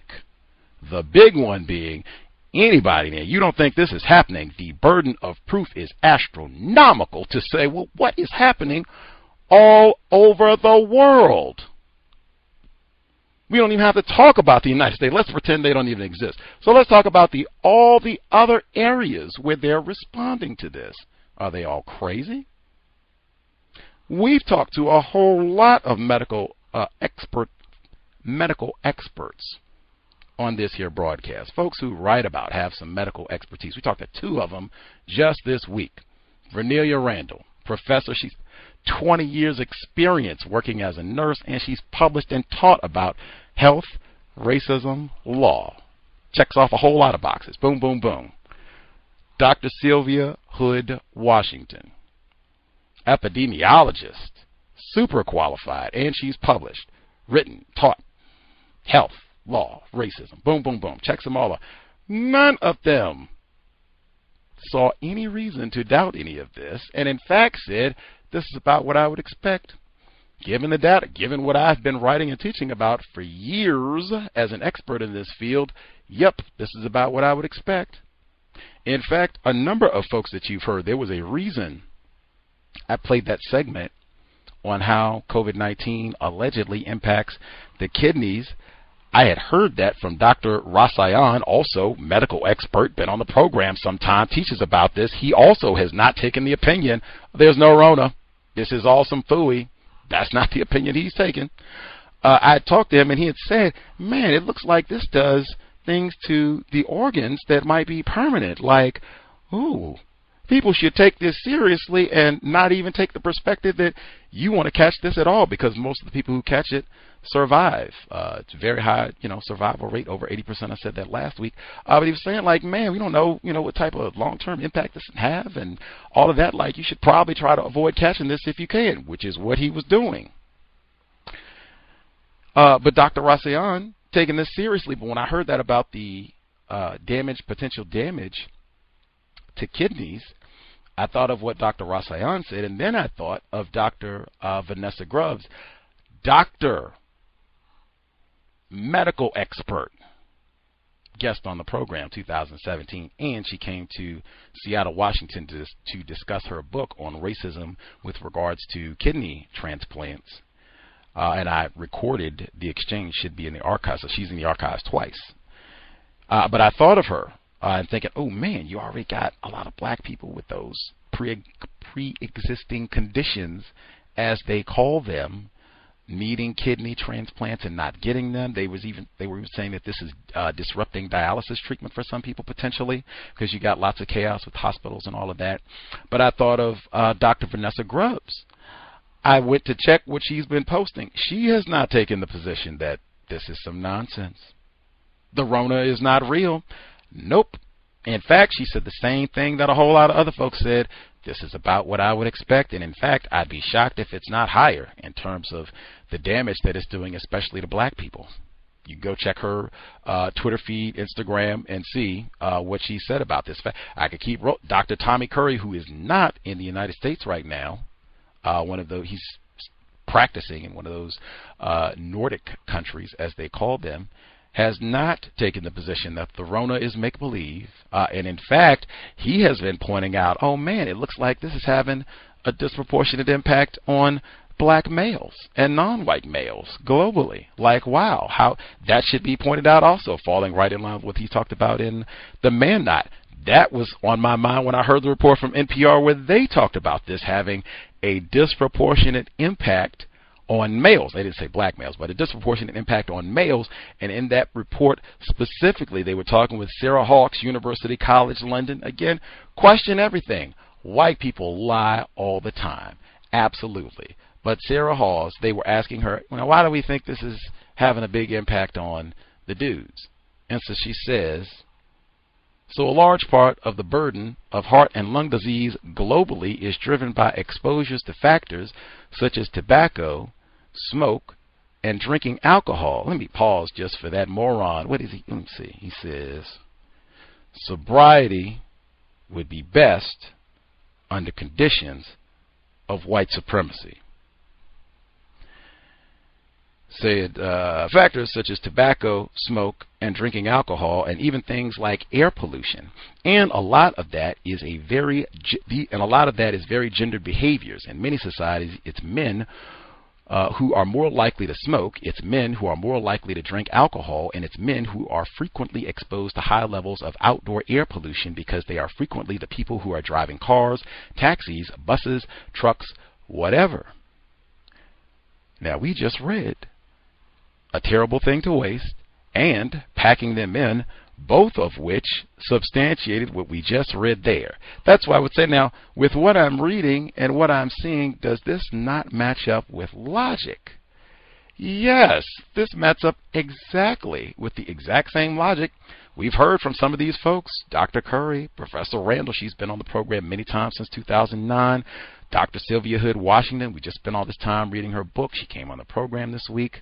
Vanessa Grubbs, as I said, guest on the program in 2017. Dr. Rasayan. None of these folks who have substantially more medical expertise and training than myself, and probably anyone on this here program, none of them have taken the position there is something fallacious about this here Rona, or at least what they're telling us.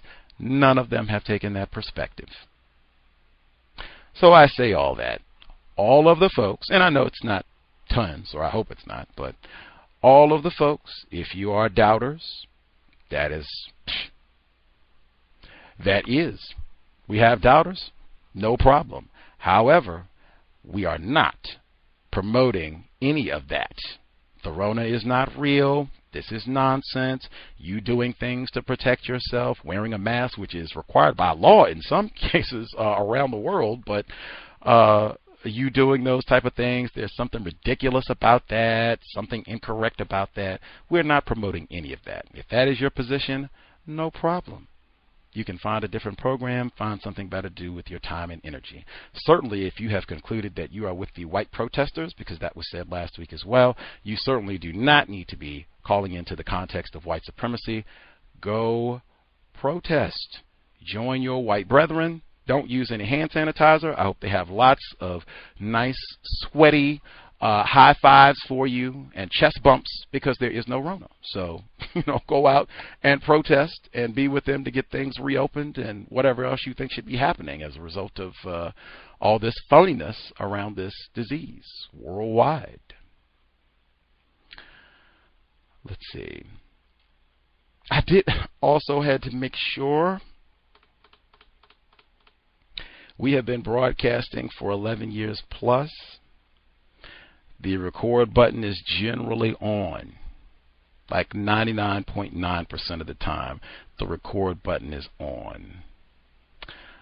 Some of the very folks who are saying that, they have doubts about this, they're not sure if this exists, saying comments would suggest, that this is not legitimate, this virus.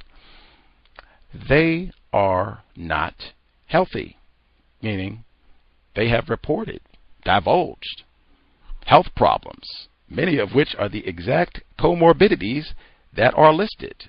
We have had some of the exact callers who have expressed doubts about this, where they have talked about having hypertension and being on blood pressure medication and having headaches that were so high that they couldn't even go into work. This has been, volunteered on the program. Like, wow. Again, that's what I'm saying. Like, how would I look at this where everything is matching up exactly with what they said? It's not like I'm looking at a whole bunch of black people in this part of the world who are super healthy and in phenomenal shape and never smoke cigarettes or consume alcohol or eat unhealthy foods or live in areas that are highly poisoned and toxified and have access to clean air and clean water. I mean, that's every single black person in the United States.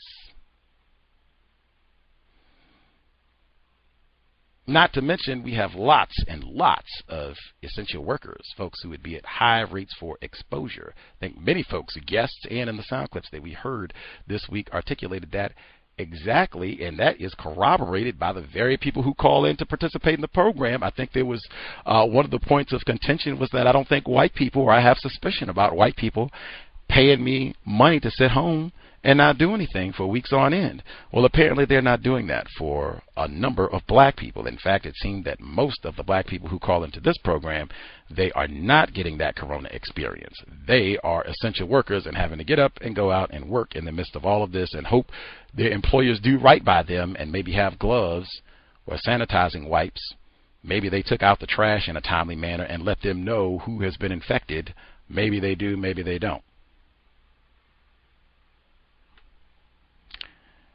Anywho, let's see. In addition,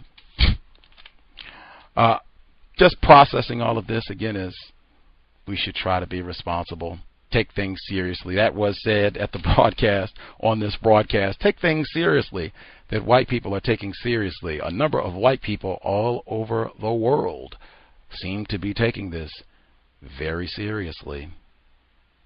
Additionally, for things just, we're not wasting time and energy on things. I am not an expert. I try to make space and allow for lots of ideas because I do not know everything, far from it. I'm not an expert on anything, including racism. So I attempt to make room for a lot of views and ideas, even if I don't necessarily agree with them, just because I think it's important. We should exchange views. We're not looking for consensus. All of that said, there was the lack of logic.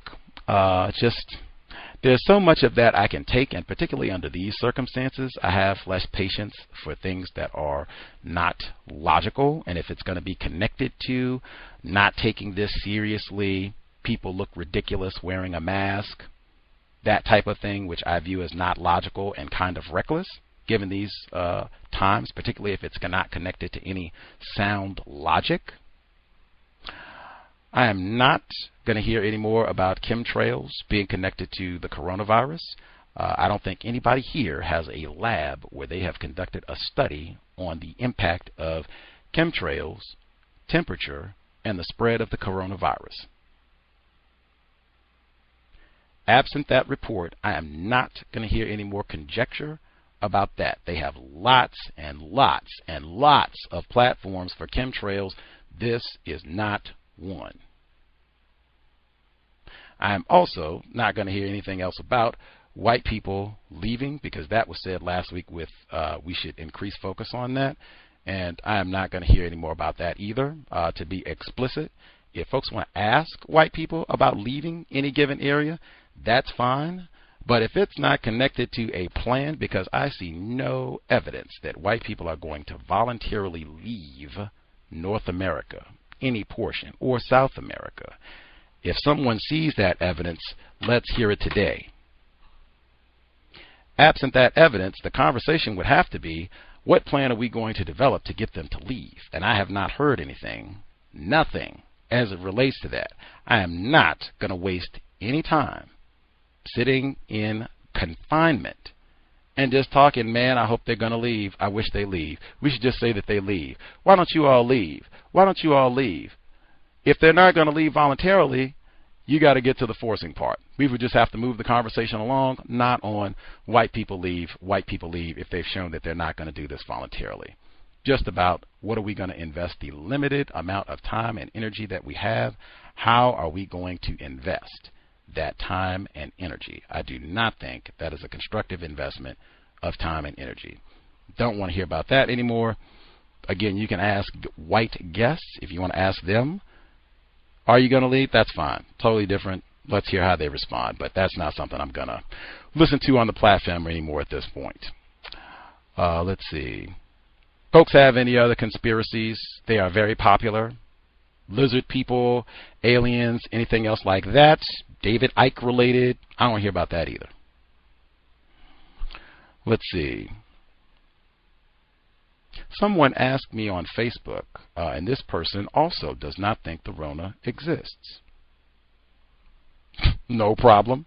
VGQ, as they would say. I'm not entertaining any more of that in debates every day on my page either. So this person says, aren't you concerned that after they invoke mandatory testing, that there are going to be a lot of false positives once they start testing, that there are going to be a lot of false positives of black people, meaning that they go to administer the coronavirus test, and it'll test that the black person is positive when they're really not positive for the virus when they don't actually have it. So aren't you concerned that there's going to be a lot of this, and then you'll end up with a lot of black people ending up being quarantined or placed in jail or confined or, you know, something like that, rounded up in some sort of capacity, deemed as not friendly to white people. That type of phrasing was used last week. And Dr. Sylvia Hood Washington, she did talk about that on Wednesday. She even said that having to wear some kind of patch, Star of David type thing. And I said, oh, wow, that's Dr. Welsing. She used to say that all the time. But she said that on Wednesday. She said that she thought, you know, that type of thing can happen. I am not at all. I have no problem answering that on the record. From what I have seen of this, no, not at this point. I could be totally in error. It could be skewed because I'm in Seattle, Washington, and they're talking about, you know, reopening things and that, and they don't have a whole lot of black people here anyway, so I could have a very skewed perspective, you know, on how this could look and evolve over the next 4, 5, 6 months, year. That could be the case, but my general processing of this in terms of the United States is there's such an appalling lack of seriousness around dealing with this at a federal level. I mean, there are a lot of folks individually who are taking this seriously, but in terms of that sort of coordination I mean, there would have been ample opportunities the past few weeks to start rounding up these protesters and or at least being serious about that and trying to quiet some of that down. I haven't even seen any of that. Like they got people out on motorbikes and all the rest of it. Like, it just doesn't, no aspect of this, I don't see the seriousness yet in this part of the world to get to that point of galvanizing, and yes, we are serious about this, and the niggers are the contagion, and we're going to get them. Like, what I see is people go, hey, we are ready to go get our tattoos and open the bowling alley. I mean, I could be totally wrong. Incidentally, my thought about this was that white people have shown themselves to be like championship at locking up niggers anyway. Like, they would not really need the Rona to help them be motivated to lock up black people. Like, they do that.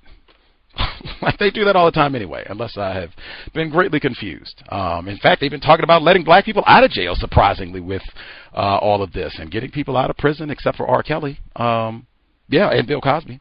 Other than that, they've been talking about releasing prisoners. So no, I haven't seen any evidence of that, and I don't even see the serious mobilization for that sort of effort at this point. Not that it couldn't happen, and if ever black people are rounded up, I mean, nobody should be stunned about that happening under any circumstances. So, granted, but yeah, I just don't see that. For me, it would be much easier to rationalize, to visualize everything that they have reported is exactly accurate.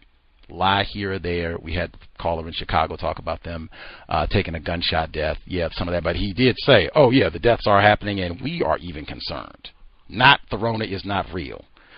So even I would take the position I could much easier see what they're saying is accurate, and we're just going to do a deliberately incompetent job responding.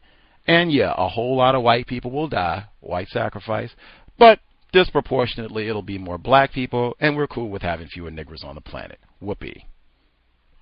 I could easily see that happening by just exactly what they're doing.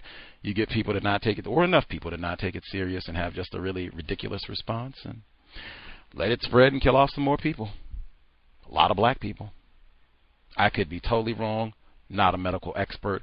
We are not promoting theories, conjecture, sentiments that would have people not take this seriously. If it turns out that we are wrong, well then we were wrong on something where we should have been wrong, and we're acting in a cautious manner to preserve our health. I can live with that until there is like a lot of super logic as to why I should think that way. Let's see. Last thing I will get in, if we could not use metaphors, there were a mess of them this week. President Trump, even cabin fever. You said you heard that term, cabin fever? Like metaphors aplenty. If we could be direct, specific about what it is we want to say, that would be super appreciated. Racists regularly will invoke metaphors, similes, comparisons to articulate deception, racism, white supremacy. Victims, we have been exposed to that misconduct for a long time. Many of us are still learning, especially with the coronavirus. We are still learning. So often we will not have logic to articulate our views. Sometimes we'll have to switch, substitute a metaphor, analogy of some sort. Often that just contributes to a lot more confusion. If we could be direct, precise with what it is we are trying to say, that would be appreciated. I will prompt about the metaphors. Number again, 605-313-5164. The code 564943#. Press *61 if you would like to participate. Let's see. First few folks who dialed in with a hand up. If you have comments, thoughts to share, line should be open. Proceed. Hello? Yes, ma'am. Hi, thanks for taking my call. Hope everyone's having the best evening they have. I agree with you. I'm not playing with the coronavirus. I just sent you an email that shows you what I look like when I go outside. You can laugh at me all you want to. It is hot here in tattoo country. Because I live in Georgia. I'm not the one. If the wind blows too rough with a tornado or hurricane, my family lives in South Carolina, they know to come here. They don't have to ask. They go, such and such, come in. We'll be there on Tuesday or whatever day they're going to be here. No. I went outside today. I try to go outside every week, kind of see what's going on. Because people can say things, but you don't know till you see for yourself. I know it's warm outside, and these people are dressing like it's warm outside. They are not dressing like it's a virus. I went to a different side of town just to see where there's a lot of black people in Macon. They're all over. But some areas have more than others. So I went to that side. I needed something to see. And because I believe it. I was at one store, and the lady, I'm sure she was lovely, but she got in line and told the line was behind me. She got behind me. I said, 6 feet. Real loud. Like, I'm not the person. And I was telling my mother, because I managed to get some of the Lysol wipes. I got them. I tried to keep stock, so I had them before everything was a shortage. And I was reading the back of it, and it said human coronavirus. I go, what? And I told her, I said, I bought these before all this broke out. So something, like, either they're psychic or something is up. So I did a search online, because I'm like, I can't be the only one who sees this. Sure enough, there was a search, and they've had this on there for 3 years. So the coronavirus, this is a new, like they say, novel. It's been around before. And for what they tell, and I believe them, there may be different versions coming around in the future. So get to know this word in your vocabulary. Stay prepared. Stay vigilant, like we should have with the flu. If you weren't, if there's a corona shot, I may get it. I'm still not too sure about the flu shot because I got it once. I got the flu, but no, I'm not. I'm not playing. As we would say, I'm not playing with this Rona or whatever. And then my uncle got it. I mean, I was serious before, but my uncle has it. I think still has it. And he's an older gentleman. He wasn't obese. And I don't think he had kidney problems, but he did have a stroke recently. He stays as active as he can, you know. In fact, he was making masks, so, you know, he was staying active, able to do that, but he had a home attendant go in and out. That's how we believe he caught the virus. But as far as I know, you know, thankfully, so far, he's going to be okay. He did have to go to the hospital, but he is going to be okay. So, yes, you can recover, but still take it seriously. Do not bathe in bleach as some white lady did. But stay clean, and if you have to go outside, I suggest, if you can, I think it may be more likely for you to get baby wipes. If you're a man, don't be afraid to get makeup remover wipes to wipe your face. I know that was in one of the things yesterday with the man wiping his face with the Clorox. But they have makeup remover wipes still, because I don't think people think to use that to wipe their face and wipe sort of dirt and everything else. So I would suggest you do that. When I go outside, that's what I take. I try to save my Lysol, but I do take baby wipes, and I wipe off things, and I try to be prepared.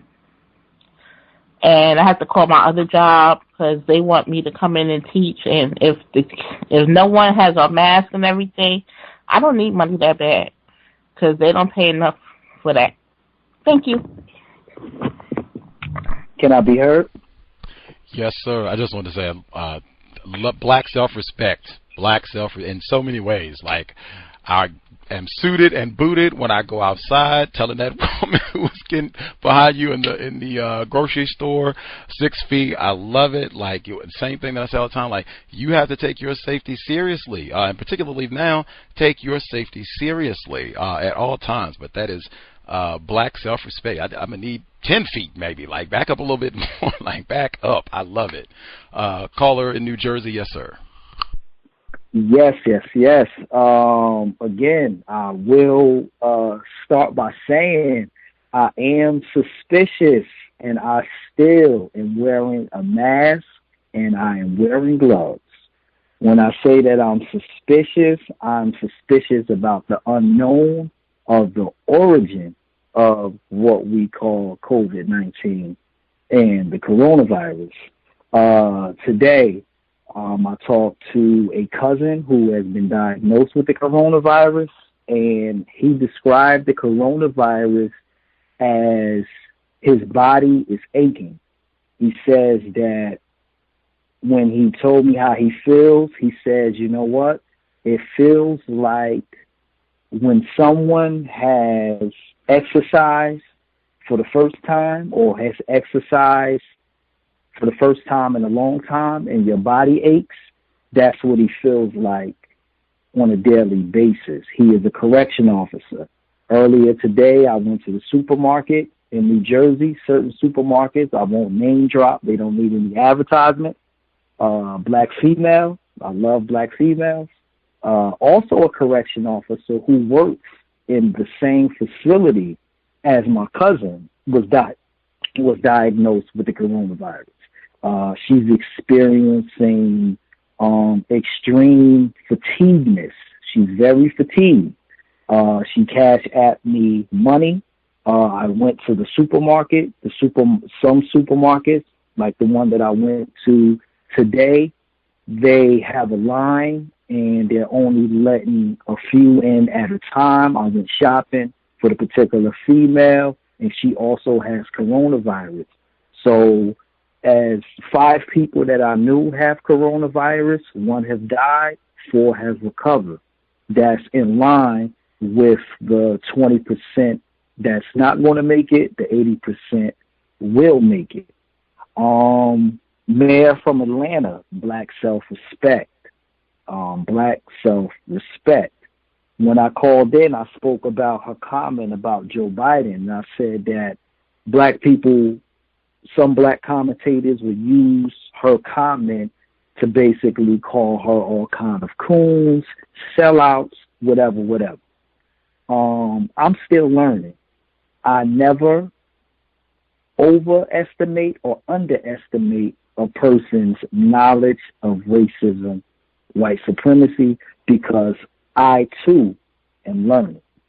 Donald Trump. Only a white man could get away with some of the ignorance that Donald Trump has said. But again, that adds on to the confusion. I listened to the Breakfast Club. You had Dr. Fauci, a supposed expert. He's even speaking in contradictions. He's on the Breakfast Club. He says that vitamin C, other herbs, does not boost the immune system. Then he further said that Sleep, exercise, and nutrition helps the immune system. I was under the assumption that vitamin C, oil of oregano, elderberry, things such as that is nutrition. And he says that it doesn't boost the immune system. That speaks to the confusion.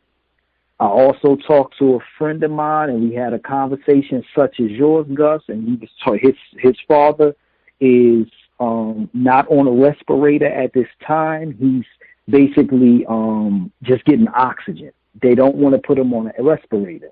And we have friends that are bringing other conflicting other ideas of what this coronavirus is. I think that is very irresponsible, because whether you think it's 5G, whether you think it's aliens, people are dying. And I think that it will be really insensitive to bring those kind of arguments to a person who has a family member that is dying or has died. You know, I'm also an essential, you can call me an essential worker. I'm a truck driver. When I'm on my way to work, I see people of color delivering mail, working for UPS, also standing on the bus stops, going, I'm assuming, to work. So everything that's going on with the black people, it adds up. You know, it adds up. In this whole idea, I'm seeing also the shaming of black people, the talking down of black people. Even when it came to the whole opening up of Atlanta, that was not a black decision. That came from the top down. That came from the governor. That's not on black people. I've seen black people shaming black people for going out, opening up the salons again, getting haircuts, going out. But again, this edict came down from the governor down. That's not on black people. That's all white leadership. So, again, and I'll just end with this. I'm only suspicious about where this virus came from. I'm taking this virus very serious myself.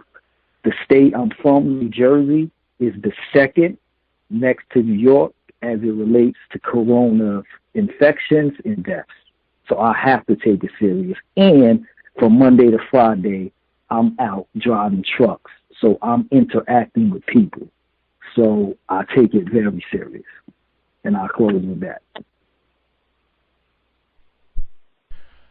Much obliged, caller in New Jersey. I'm sure they got your back, metaphor, in New Jersey, and little tacky applause and type things that they've been doing for the essential workers, so-called, throughout the country. But that's been my observation. I've seen a number of reports that have said the same thing, that those are the people who are not sitting at home with their feet up, ordering DoorDash and Uber Eats and, just telecommuting and drawing, genitalia on Zoom conferences. That's not lots of black people. They're exactly what you just said. They are working at the UPS, delivering packages, delivering the DoorDash, and delivering the Uber Eats and the other apps and what have you, so that people can get all their packages and things.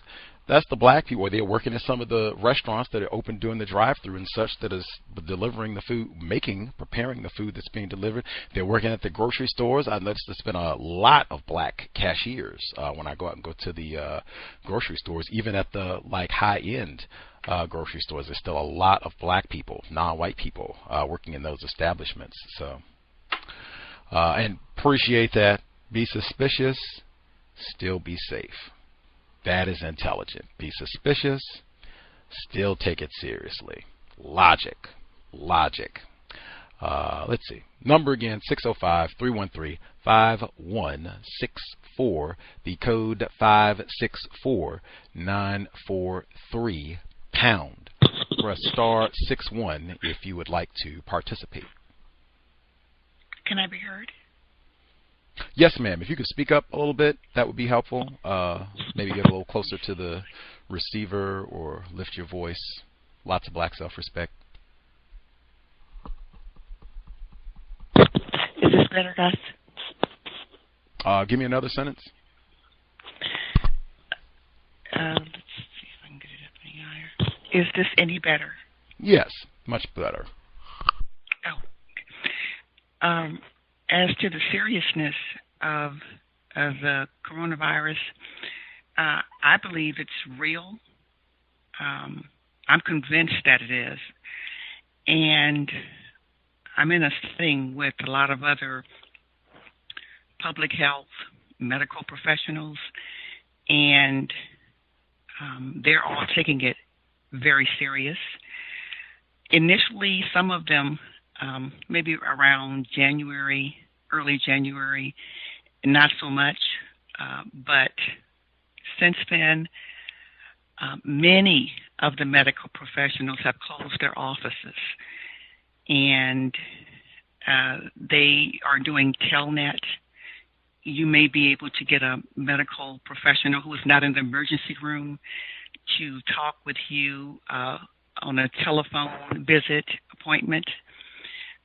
But I suggest that everyone try and speak with their primary care doctor, at least try to get an appointment and see how that goes. They are closing their offices. They're not meeting directly with people for the most part. That is evidence enough for me.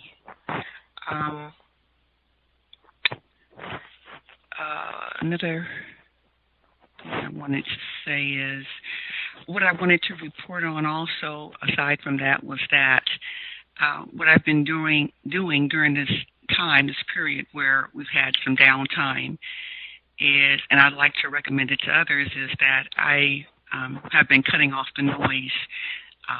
For example, the radio and a lot of other forms of external audio stimulus, talk shows, radio podcasts, etc., for a period of time, maybe plus or minus an hour a day for sure, for the purpose of hearing what do I think, what I think minus the influence of the voices outside of myself. And the reason I started doing that is because I've been very busy, and now that I've had this downtime, I noticed that I have been in the past maybe saying things that I have heard others say, and now that I've had more time to think and listen to what I think, my experience has been that my best true north, which is my logic, is the voice within myself, and is the direction I resolve to move in. And so I continue to be most attentive to that voice, and I interpreted my personal logic as my true north, and I decided I will be my own leader in this matter. And I respect myself enough to guide myself. I went shopping. This is another point that I wanted to make, was that I went shopping for necessities this week, and this is in reference to the clip that was played about disease and prejudice, I think it was, from Hidden Brain, an NPR clip, I think it was.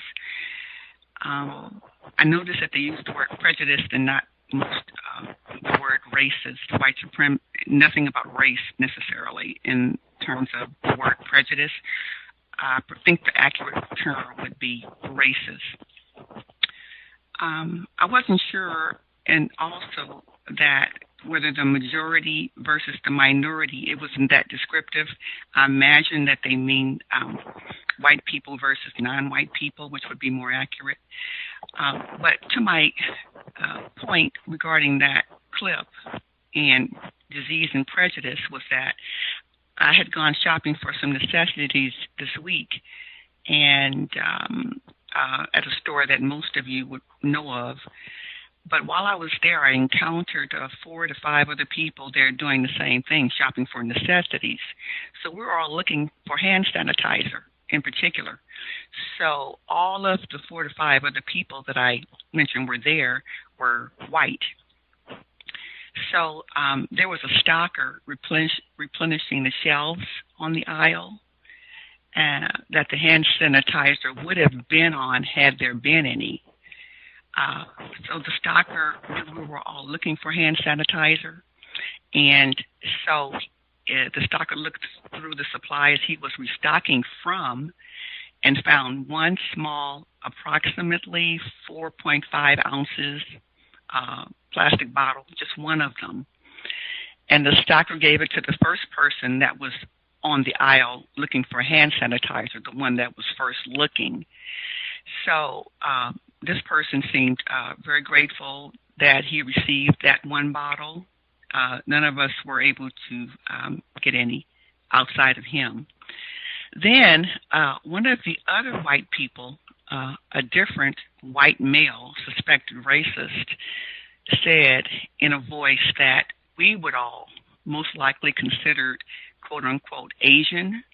He said that hand sanitizer for you only $30. I usually charge more, but for you today only $30. And see, you know, obviously he was impressed with himself because he repeated it like 3 or 4 more times.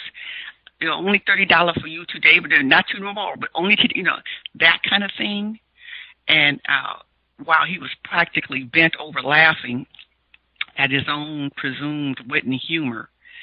So I just wanted to report that. I thought it was, as I was leaving the aisle, I could still hear him, you know, this troglodyte Neanderthal, suspected white supremacist who, you know, I left and walked down the aisle, left him in the aisle without comment or recognition. But the whole unfortunate scene was tacky, trashy, and trifling. So that's my report. Thank you for listening. I'll mute. Wow. Thank you kindly for sharing, ma'am. That is so disgusting, predictable, the typical triple T's. Even under global health crisis. No change at all. Like, well, and I mean, that's like an especially tacky layer when you laugh at your own racist joke. Like, you don't even just like, oh, I'm going to chill and I told a good one, so I'm going to let them, you know, crack it up and ha ha ha. Like, oh, that was a good one. Like, in the middle of all this, like, man, did he have, never mind. I was going to ask if he had a mask on. Never mind. Woo, and they had the audacity in that clip, we're all in this together. They were calling it the Chinese virus. What do you mean we're all in this? And I don't even know how you got through that clip without mentioning the Chinese virus. Like, excellent modeling on being your own leader. Leader of one. Standard counter-racist codification. Love it. That is excellent advice for now. When all this is over, be your own leader. You are absolutely qualified to make the best decisions for yourself, personal safety. Other folks who dialed in, hand up if we missed you totally. Proceed.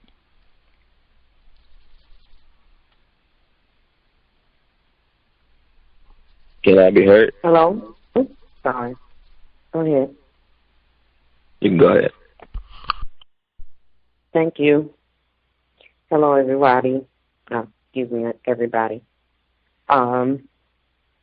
So, honestly, you know, I didn't know what the origin of, you know, the situation is or whatever. And I was entertaining different, you know, topics and theories or whatever, but it really doesn't matter. For me, at this point, I don't want a vaccine. I don't want to get tested for it. Like, I'm honestly scared about it because I don't know what's in it. If I can't get full disclosure of what's in a vaccine, I don't want it.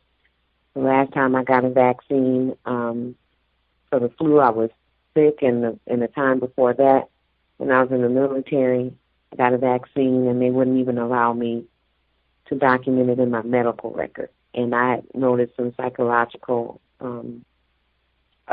adverse events after that particular vaccine, and so did some other people I was stationed with.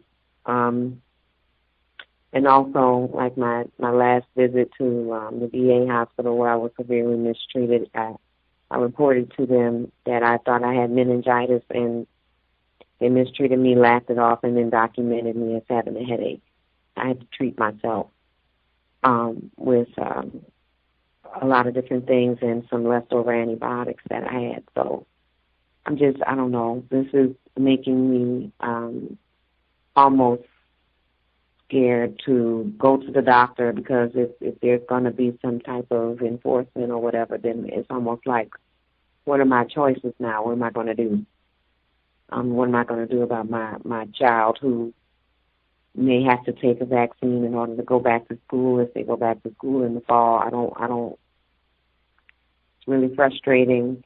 Some friends and I are vocalizing how we've been praying to the Creator, asking for mercy right now, because we were in similar positions where we were kind of able to minimize the effects of racism in our lives, either by, we were just doing what we needed to do, and we were improving our lives, being constructive, and then this happened, and it, like for one friend, she's on furlough.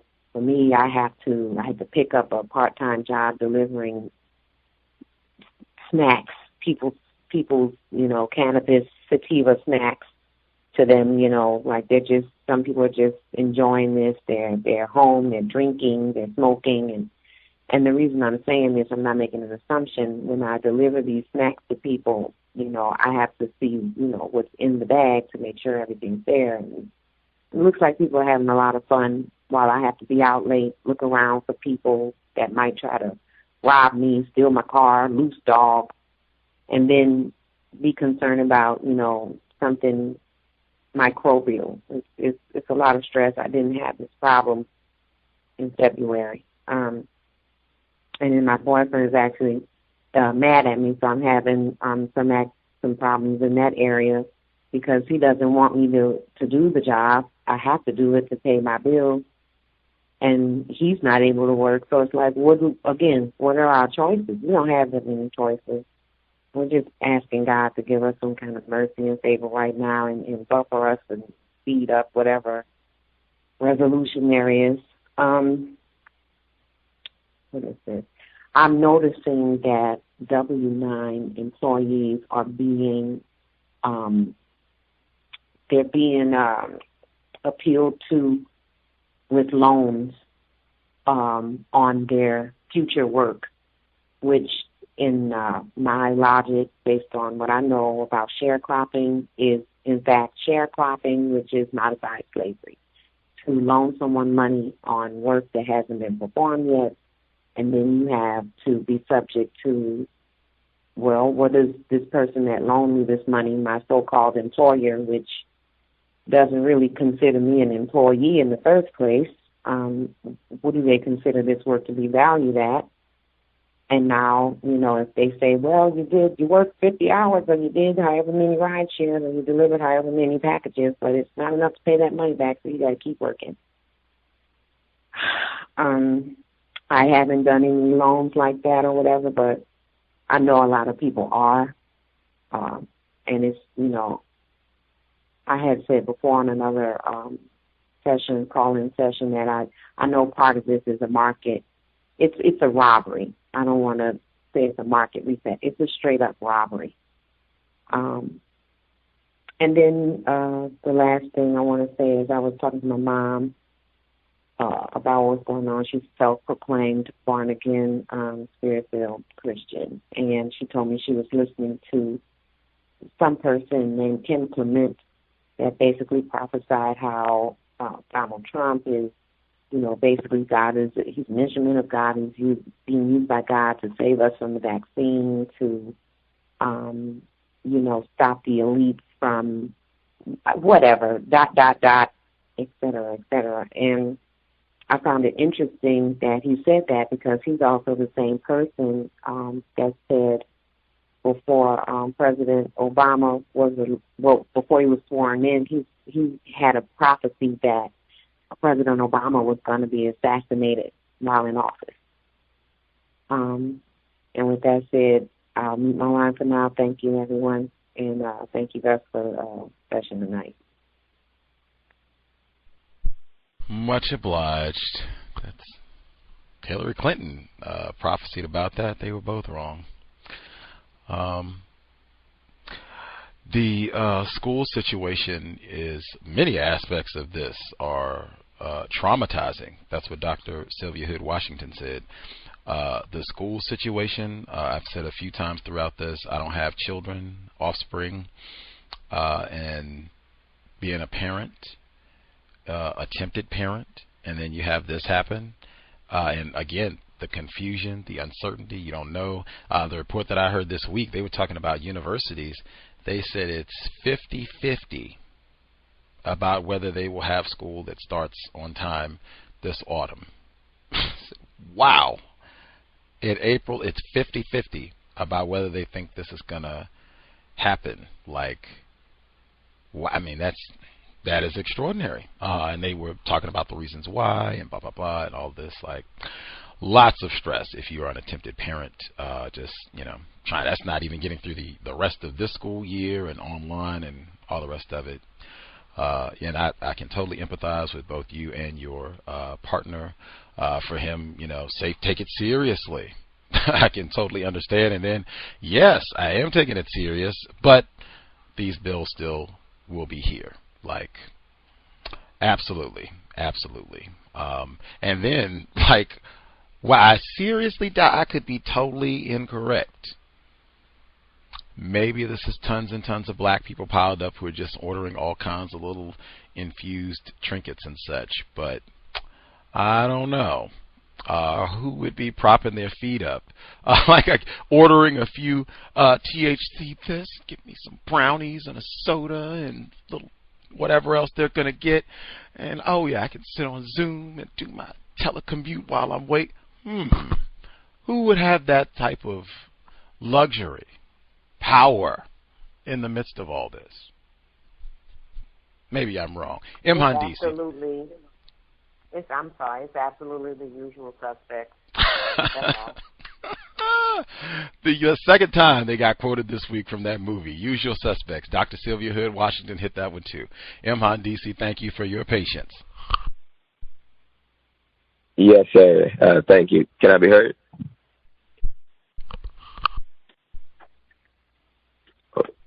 Okay. I think so. So greetings and greetings to everyone else. I wanted to say, yeah, I would take back that comment about the mask. I hope I didn't offend people about the comment about it looking ridiculous. I apologize. People should take it seriously, and people should take whatever precautions that they find that they need to take. And also, I will modify my commentary so that I am not redundant. But yeah, I don't really know what's going on with this virus. I've never said that it didn't exist. I've always thought that it did exist. But I don't know what's going to happen. I hope that we don't have to take mandatory vaccines. That would be unfortunate. I know that Bill Gates was talking about, or it seemed that he was talking about vaccines being a way to depopulate the planet. But I don't know whether the vaccines will work or not, so I'm not giving medical advice. But other than that, there's not a whole lot that I had to say. Okay, thank you. Much obliged, Imhan DC. The vaccines, that is absolutely something to be super concerned about. That is another thing that would cause a lot of anxiety and stress if that, does come around, and how much trust you have about that. Is that the sort of thing that they might say could hinge on school? Like, has your child had the corona vaccine? Like, wow, that would be, lots to think about. Other folks, if you don't have your passport, like, that might hinge, like, lots to think about, other folks who we have missed totally. If you have a hand up, proceed. Yes, can I be heard? Go ahead, sir. No, you go ahead, retired firefighter. All right. Thank you. Yes, as I mentioned before, yesterday, in the somewhat of the words, although he didn't invent it, what do you have to lose? What do you have to lose by being precautious with this virus? And I haven't had anybody to give me a list of what they are sacrificing by being cautious with this pandemic. So it prevails that logic must take over, and you be cautious not every day, but my offspring leaves this place that we're allowed to stay in, and I worry. But that's even without the pandemic, it's part of what I think is to be an attempted parent, is that you worry about people that you care about. And so basically, my code with him is to constantly remind him of creating layers between himself and other people and objects that he would come in contact with in his on his job. Mr. Renegade, I have two suggestions. Well, not suggestions, but inquiries for right now. I'm in the inquiry stage right now as far as with possible books. And the reason why I brought it up because maybe one of them has been at least discussed. The Rising Tide of Color Against White World Supremacy. That's one of them. The author is Lothrop Studdard. And the other book is The Great Race. Was written by a person by the name of Madison Grant. I'm going to do some research on my own. With the latter book, it was a favorite of Adolf Hitler. So that right there spurred my interest to be something that may be a good read. And the other book, just by the title itself, both of them, from what I've researched, are you can have access to the book, from my understanding. So I'm going to do some further research, and I texted to you. I don't know if you received it or not. And that's all I have to say. Thank you.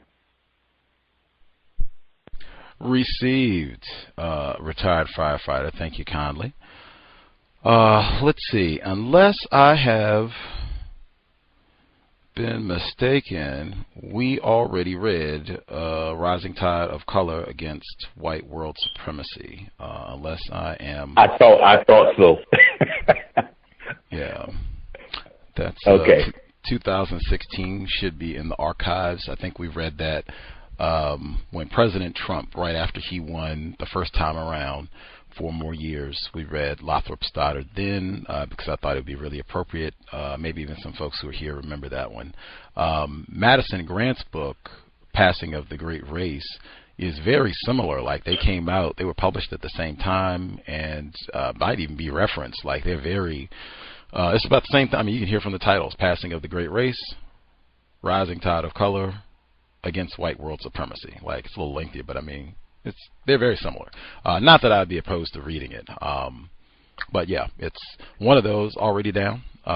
They're both readily available. I think like folks can get them at the bookstore, online. You don't have to pay a whole lot of money. They probably have it. Well, when the library reopens, you should be able to go, and you could even get a copy for free, I bet, pretty easily. They're very popular, still well read, very popularly referenced. Yeah, what sparked my interest of it was, like I said, it was supposed to be a favorite of Adolf Hitler, and I know we can't read Mein Kampf because it's just too much. It's too big of a book, and this book doesn't seem to be as nowhere as big as Mein Kampf. So that's why I brought that one up. Anyway, I'll do some more research on it. Much obliged, retired firefighter. Madison Grant, Passing of the Great Race. Put that one in the hopper for the book club. Will have to be much better than what we are currently reading. 2 thumbs down. Henry in Chicago, if you have commentary, thank you for your patience. All right. Greetings, Gus, and greetings to all the callers and listeners. We played the clip by Dr. Grubbs with the story of, her donating her kidney, and it kind of reminded me of the show that you did with her. And then I also said that, I am a kidney, I'm a kidney donor. I donated my kidney to my aunt. I disclosed that on the show, but my wife had to remind me that I'm possibly a high risk because of the fact that I'm only working on one kidney. I'm healthy, I feel healthy and everything, but she had to remind me about, me being a high risk of this virus, so, sometimes I have to take into account what what my spouse says, especially when she works in a hospital. Speaking of which, yesterday she was looking at her email and had this strange look of an email that she got from the network, from the hospital that she works for. And apparently every COVID patient that is being released, they're doing the little tacky parade, but they're going to be playing Gonna Fly Now, the Rocky theme. And she was like, oh boy, this is just so corny. So, yeah, very tacky, very, very, very tacky. I see a lot of so-called conservatives, shaming folks about, us who are taking this virus seriously, about how we're cowards and everything like that. Well, you know what? If white people want to go out and protest and grab the disease, maybe there'll be more of them dying from it. So be my guest, go out there and get sick, and, maybe they'll outnumber us in death. So you know what? I don't care. There was a white, I think that was a white person that was on the recording that said that, they're looking for food. I just don't believe that, white people have to be looking for food. If anything, they'll just take from non-white black people if they have to get food. So, I think that was pretty ridiculous of them. Cook County Jail here, apparently the largest infected jail in the country. Cook County Jail also predominantly, non-white people incarcerated in it. I think somebody mentioned, and this is a metaphor, that it was a petri dish for viruses in that particular jail. There was an inmate who had recently died from the coronavirus, and apparently one of the relatives had mentioned that they had called for help 134 times, and basically they just let the inmates die in there, of this virus. And if there's any conspiracy that should be looked at, is, are white people giving us this disease? That's the conspiracy we should be looking at, because I think this is purposely given to us. They're purposely infecting, our parts of, the areas that we live in. That's just my theory, but that's the thing that we should really be looking at. Not that it doesn't exist or anything, but it's just like we should be looking at, are they really infecting us? Because I do believe that they are purposely infecting the inmates in Cook County Jail. So, but that's all I have right now. Mute my line. Jesus. Much obliged, caller in Chicago. Like, wow. Do not want to be in greater confinement at any time. This would be an especially painful reminder of why. Jeez. And they had a number of reports about white supremacists plotting to infect black people. So who's to say that couldn't be on a broader scale, on a federal scale or something of that nature? Yeah, I mean, it's a lot of things to think about, but they've had several reports. It's not like that one is just out of the blue that has stated explicitly, oh yeah, white supremacists plotting to spread the coronavirus to niggers. Number of reports. We played, I think, at least 2 of them here on the Compensatory Call-In. Another reason to take it seriously. Other folks that we have missed, and the Rocky thing. We did all those programs on Rocky. We did not waste time. I always feel vindicated. The cultural significance of the Rocky franchise to the system of white supremacy, even in the freaking coronavirus. Other folks that we have not heard from at all. If you have a hand up, proceed. Yeah, I'll be heard. Greetings, caller in Florida. Yes, sir. Thank you very much, sir. Greetings to Gus, the host, the listeners, and callers. My first observation was I was trying to think there was a term that was being used. I did hear xenophobia, and I heard prejudice. I guess they were trying to present that both white and black people are doing the so-called prejudice behavior. But as it got into the clip, I don't know if you heard what it was, Gus, but it was a term called virus attributing or something like that, not racism. Did you hear that correctly, Gus? It was something about virus association. It was what the behavior was called. Something like that. Let me look at the transcript. I'm sorry. I'm going to look at the transcript and see if I can find the exact term. Okay. Along with that was, I do agree, like, with the previous caller that was speaking about the protesters and saying that they need food. And there was another term I think that was conflicting, contradictory, where the guy said, hey, well, if they're going to just have a shutdown, then I think he said the cure is worse than the shut. I don't know what it was, but that confused me. I don't know what that exactly meant. It just sounds like races are having fun with just knowing that they're white and that they can go into these areas with guns. I don't know why they need a gun. This is a health crisis, pandemic. Still got to find a way to have the gun in hand. As far as it looks like the mayor, I think, received the text message, and the offspring saw the message as well.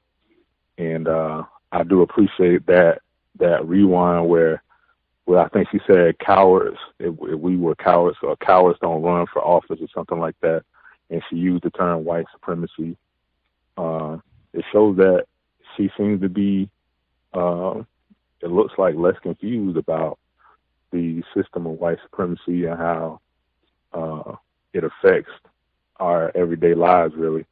And as far as this pandemic, the coronavirus, racism definitely, I think, is connected to it. Definitely should be taken as serious. Mask, gloves, and everything like that. Making sure that we stay healthy, exercise, diet, and just continue to study, and mainly study white people, like with that racist joke.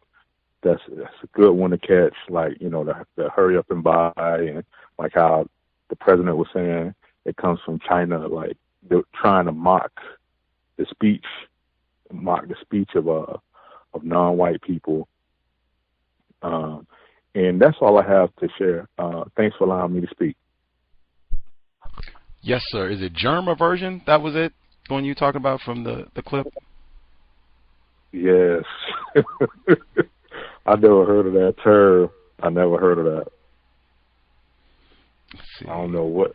That was my first time hearing that.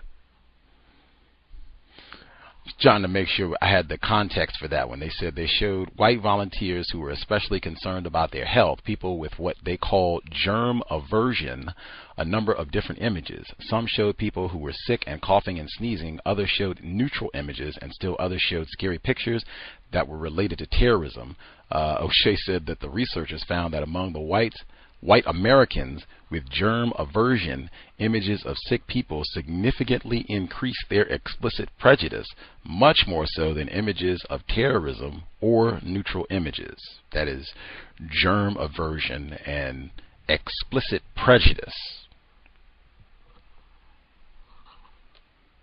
Fascinating use of terms in the report all the way around. Germ aversion. I haven't heard that term either before. Germ aversion. But germ aversion, you can expect folks who are afflicted with germ aversion. Maybe that's that fella in the grocery store. That was his articulation of the germ aversion. He's more into his racist jokes because it's the Chinese virus and all. So I'm going to tell even more Chinese racist jokes about Chinese people and niggers and all the rest of it because, I got all this heightened anxiety. I'm germ averse and, we got all this. So I got to tell more racist jokes.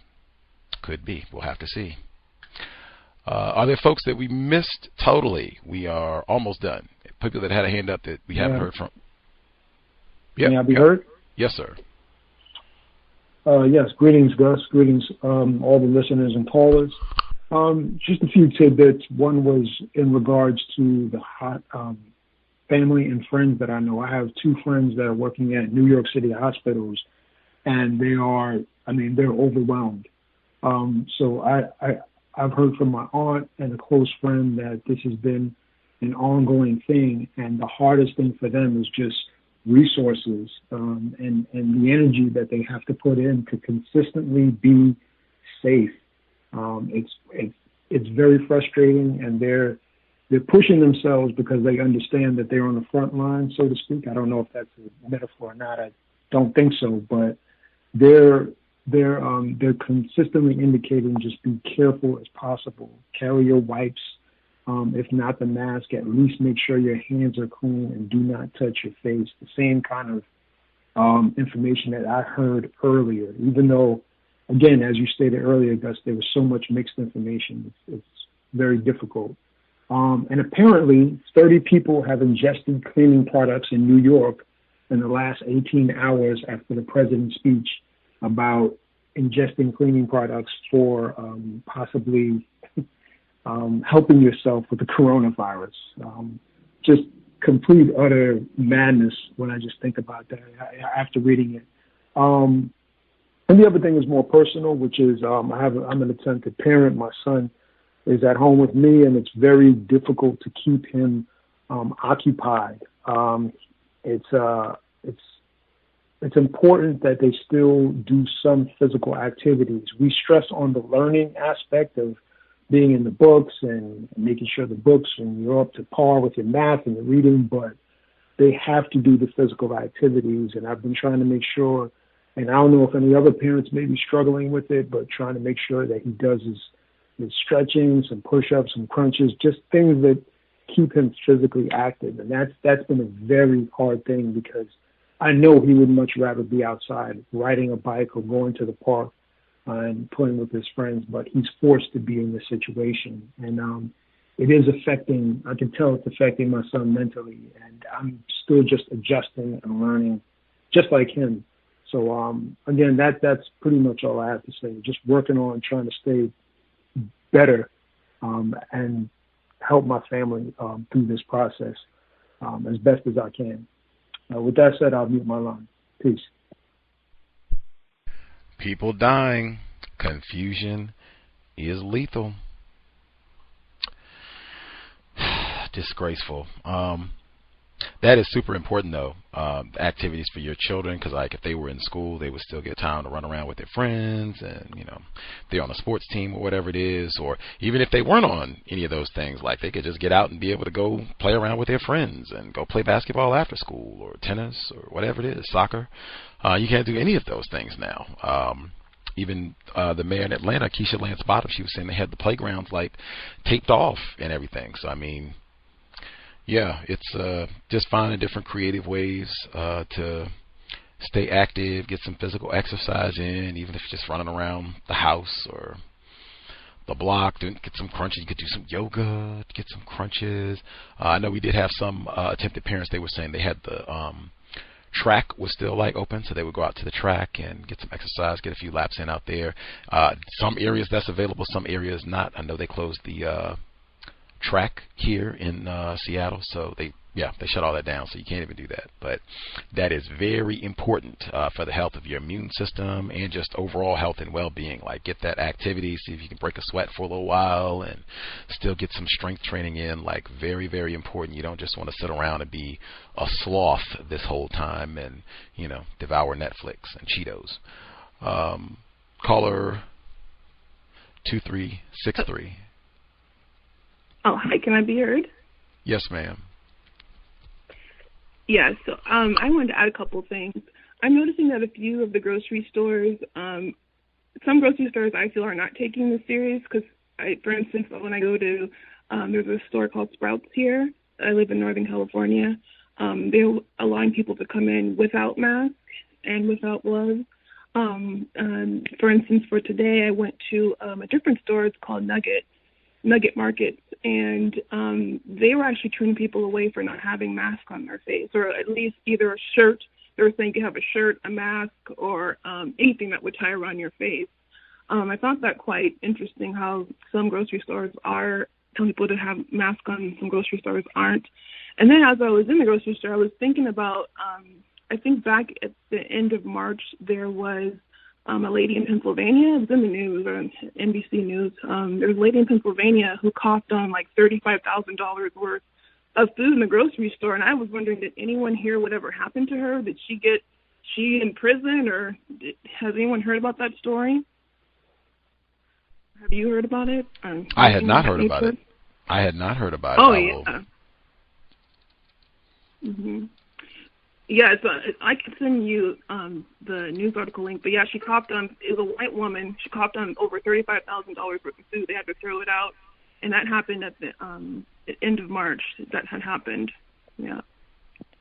And that's all. That's all I wanted to add. That I just found it quite odd that some stores are making people wear masks and some stores are not. So, yeah. Wow. Thanks for taking my. Yeah. Yes, ma'am. I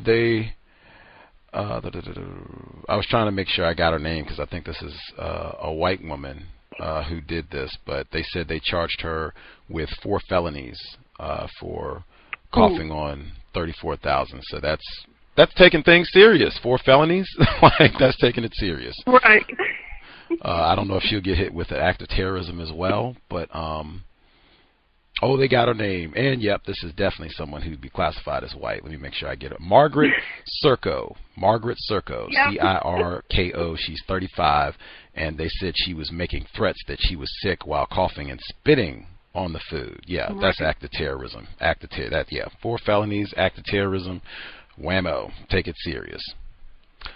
The discrepancies at the grocery store. That's why I said it's been so, when you don't have competent federal response, and the fella at the White House is telling folks to inject bleach and get a good sun blast, who knows what the response is going to be. You'll have all kinds of craziness. You just kind of leave it hodgepodge, and people can kind of make it up as they go. I don't think any of the grocery stores here in the Seattle area, I don't think any of them mandate that you have a mask on or gloves. They are, most of them, at least my experience, most of them, and then like it gets better with the whiter the store is, meaning they intended for white people. It might be a little pricier. They do lots more with the social distancing in terms of like every register isn't open, and they have like mandatory, 6 feet between where it's already got the little feet on the floor where you're supposed to stand at, so you're appropriately distanced.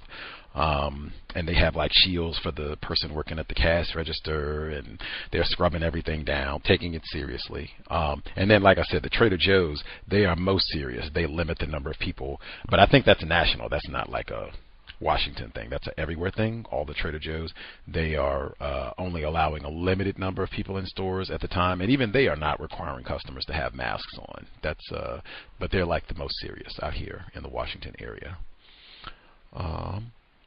Do we nab everybody? Anybody else? Caller. Hello. Did we hear from you, Ari? I'm confused. Yeah, I'm sorry. I thought everybody was done. Okay, I'll make sure we nab you before we depart. The folks that we missed totally. I'm here. Can I be heard? Yes, ma'am. Hi, good evening, Gus and callers. I know we're at the end, so I'll just make it quick. A few things. As far as the library is concerned, what I downloaded for my son's phone for books is an app called Libby, Libby. I don't know if you've heard of it, but with Libby in your library card, you can connect to any library in your area. So when you download the app, you put your zip code in, it'll locate the closest library, and you can check out books that way and read them on your phone. And they have audiobooks there as well. So we did that. Number two, I did want to, he does his schoolwork online, a few Zoom classes, but I'd really been thinking of ways that I could possibly incorporate some Black history, develop a deeper sense of self-pride. And I remember seeing these trivia cards on social media. So I went on and a company called Urban Intellectuals.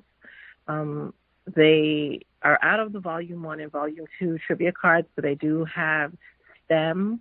They have trivia cards for the 1400s to before slavery, as they list it, and Black women in Black history. So I ordered those since that was pretty much all that was available.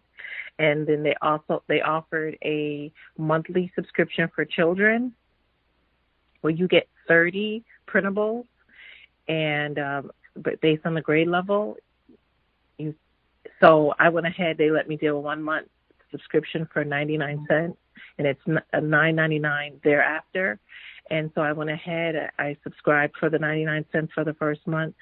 Oh my God, it was really wonderful. They gave 4 different persons or topics to talk about, a chess player, a famous grandmaster chess player. Then they had handwriting, vocabulary, word find, crossword puzzles. My son's in the 7th grade. I really wanted to try to see if it wasn't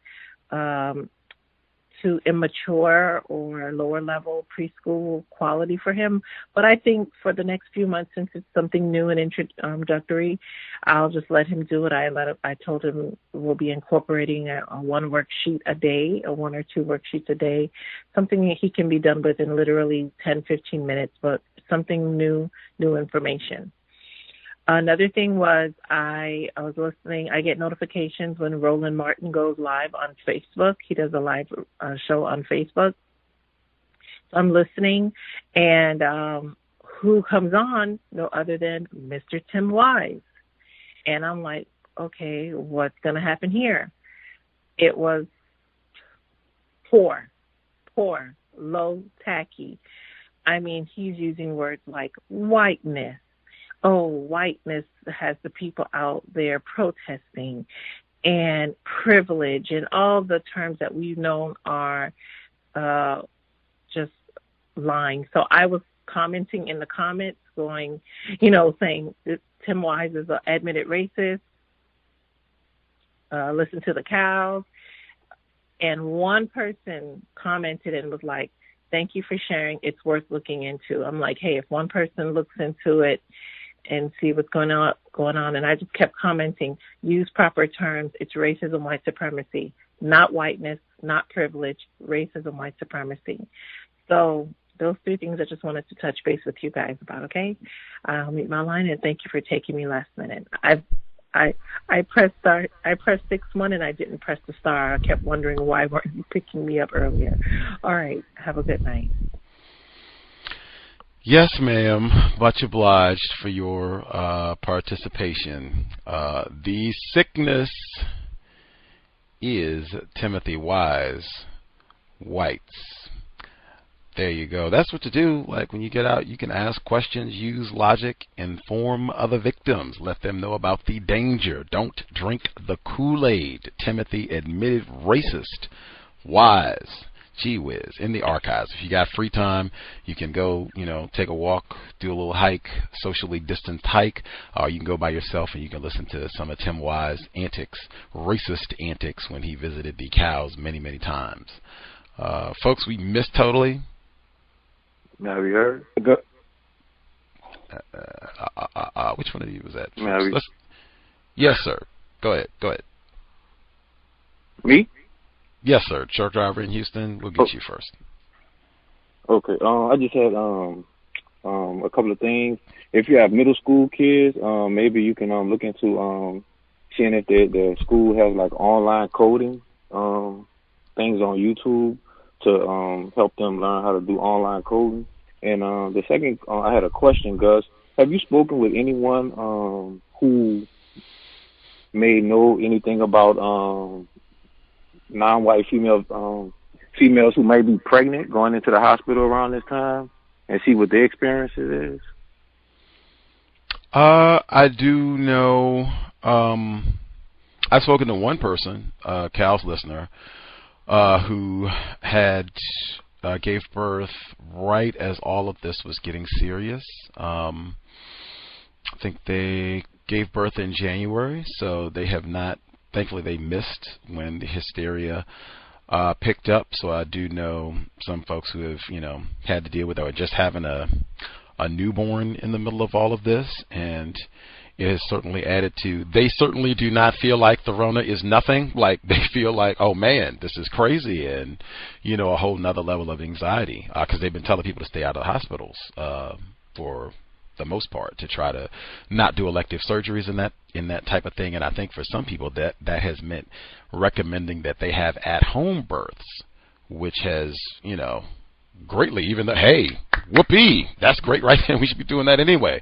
But that is like a massive change. If you started out thinking that you're going to have drugs and all the rest of it, and you haven't done any of the prep for the natural experience and what that's going to be like, and now it's, oh no, we got the Rona, maybe you should do this in your bathtub. Like, whoa. So yeah, I don't know anybody directly who is about to give birth now or has done so since everything got since last month. But I do know people who have given birth since the beginning of the year, and yeah, it has been super stressful. Yeah, just trying to adjust it. I mean, it would be stressful anyway, but I mean, wow, this is like, a whole nother level. Yeah, I just want to thank you for that interview with Ms. Hood. Like that was very much needed. Man, that was a great interview. And one more thing, when the last time you talked to Mr. Fuller? Last month. I spoke to him right when a lot of this was increasing. I think I mentioned a few of the elements. Social distancing, obviously. He was big time championing social distancing. So minimize contact, minimize conflict. My bad. No problem. I think he's still doing his talktainment, and he has his deal where he generally doesn't do, unless it's like terrestrial radio, like he'll do WOL with Carl Lewis. I think he said he did like one in LA that's terrestrial radio, but other than that, he's pretty exclusive with talktainment. And doing his weekly segments. You can even hear them on Produce Justice on his website where you can get the book. But yeah, if he is unhitched from that, yes, love to get him to get a few thoughts. But yeah, I just talked to him at the beginning of all of this, and he also was taking it serious. Let's see. Appreciate it. For sure. The other fella, we missed somebody else? Yes, Gus. Yes, sir. Yes, Gus. I would just like to. Make reference to what you were saying earlier at the beginning of the show, where these white people are very deceptive, and Mr. Fuller said that the destruction of Tulsa, Oklahoma, was all based on a lie perpetrated by a white lady. And then I was looking at the movie the other night, Rosewood, and the same thing happened, triggered by lies perpetrated by another white female. So, who knows if, all this stuff they're misleading the public just to get more black people killed, by telling them to go to opening the state, where they know us blacks are susceptible to all these diseases, all these comorbidity, like what the lady was saying, to get us killed, So that's all I had to say, and I was making reference to what you were saying earlier. But thanks, Gus, for allowing me to share. Yes, sir. Yes, sir. That is so wild. The caller who was appreciated hearing from Dr. Sylvia Hood, Washington, I did as well, but man, oh man. The only reason that happened is because I had been so lazy with paying attention to environmental racism, which I had acknowledged repeatedly, but we were trying to correct that. We read not medical apartheid, A Terrible Thing to Waste, Harriet A. Washington. We read that this year. Spectacular book, top 10 in the archives. You should listen to it, read it, have it in your library, and let's follow up. We should continue this subject matter, and we'll focus on Chicago. Let's read this book. I've owned that book for 5 years. I had that book in my library and hadn't read it. I hadn't even thought, hey, we should get her on the program. I was just like, oh yeah, this is I'm going to have to read this at some point. Time is right and exact. And that book was $1,000. She said they tried to price it out of time is right and exact. Irie, I did not forget. Oh, are you still with us? I thought she was there. Are you there? Yeah, I'm sorry, I was muted.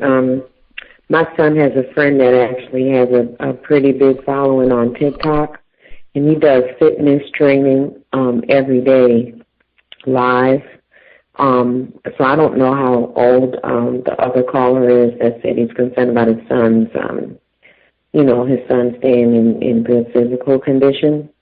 But I can email this young man's TikTok handle to you, Gus, and maybe the gentleman can get in contact with you, and then his son will have somebody appear that he can actually exercise with in real time. But, he has to download TikTok. But I think it's constructive because it keeps my son active every day. This young man exercises every day. Love it. Love it. Yeah, there are lots. I had forgotten about that of different apps and YouTube channels. I know from the yoga perspective, there are tons of yoga studios. They have live yoga streams where you can practice with live people for an hour, some of them even longer if you want to do a little bit more. And they have regular fitness channels and streams that are the exact same thing, like what she mentioned. Some of them are on Instagram and things where you can practice if you want to do it with a live person, if you want to have your camera open where they can see you too, or you just want to be able to see them. But they have lots of different apps and streams of that nature going on now just to try to encourage people. So yeah, get up, young people. If you have children, you can make it a family activity. But yeah, I would make that really central because that's such a core component of health.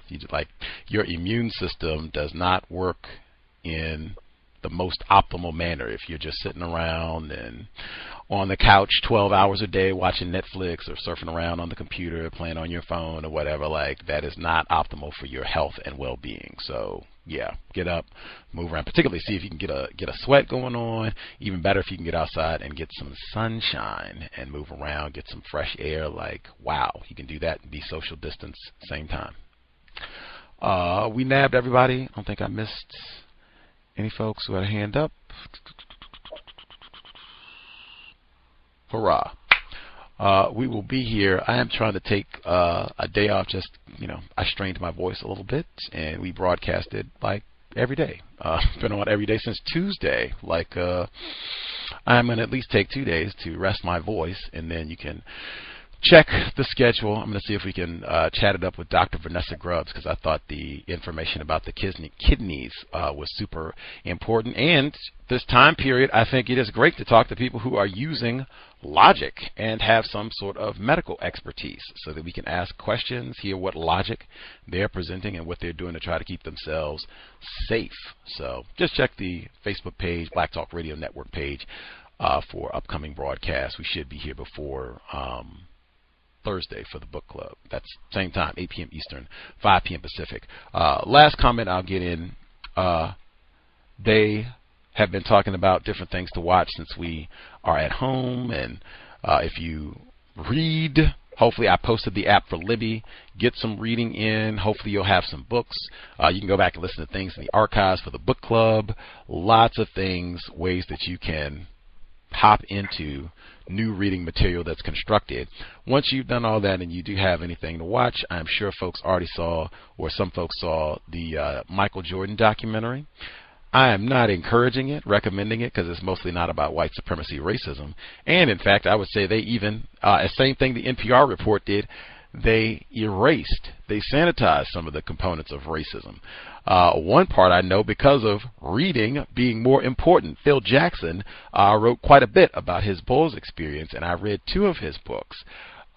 They did talk about the situation when Michael Jordan broke his foot in 1985 playing for the Bulls, and the white owners suspected racists who did not want him to play, and this becoming a big deal. And they said it impacted in a very destructive manner their relationship for the next 13 years. Like, he broke his foot in 1985, and he didn't retire for good from the Chicago Bulls until 1998, 13 years later. So I mean, for this to be hanging over their relationship, or for this to exert a non-constructive, destructive influence over their relationship for the next dozen years. Like, wow, Phil Jackson wrote about this.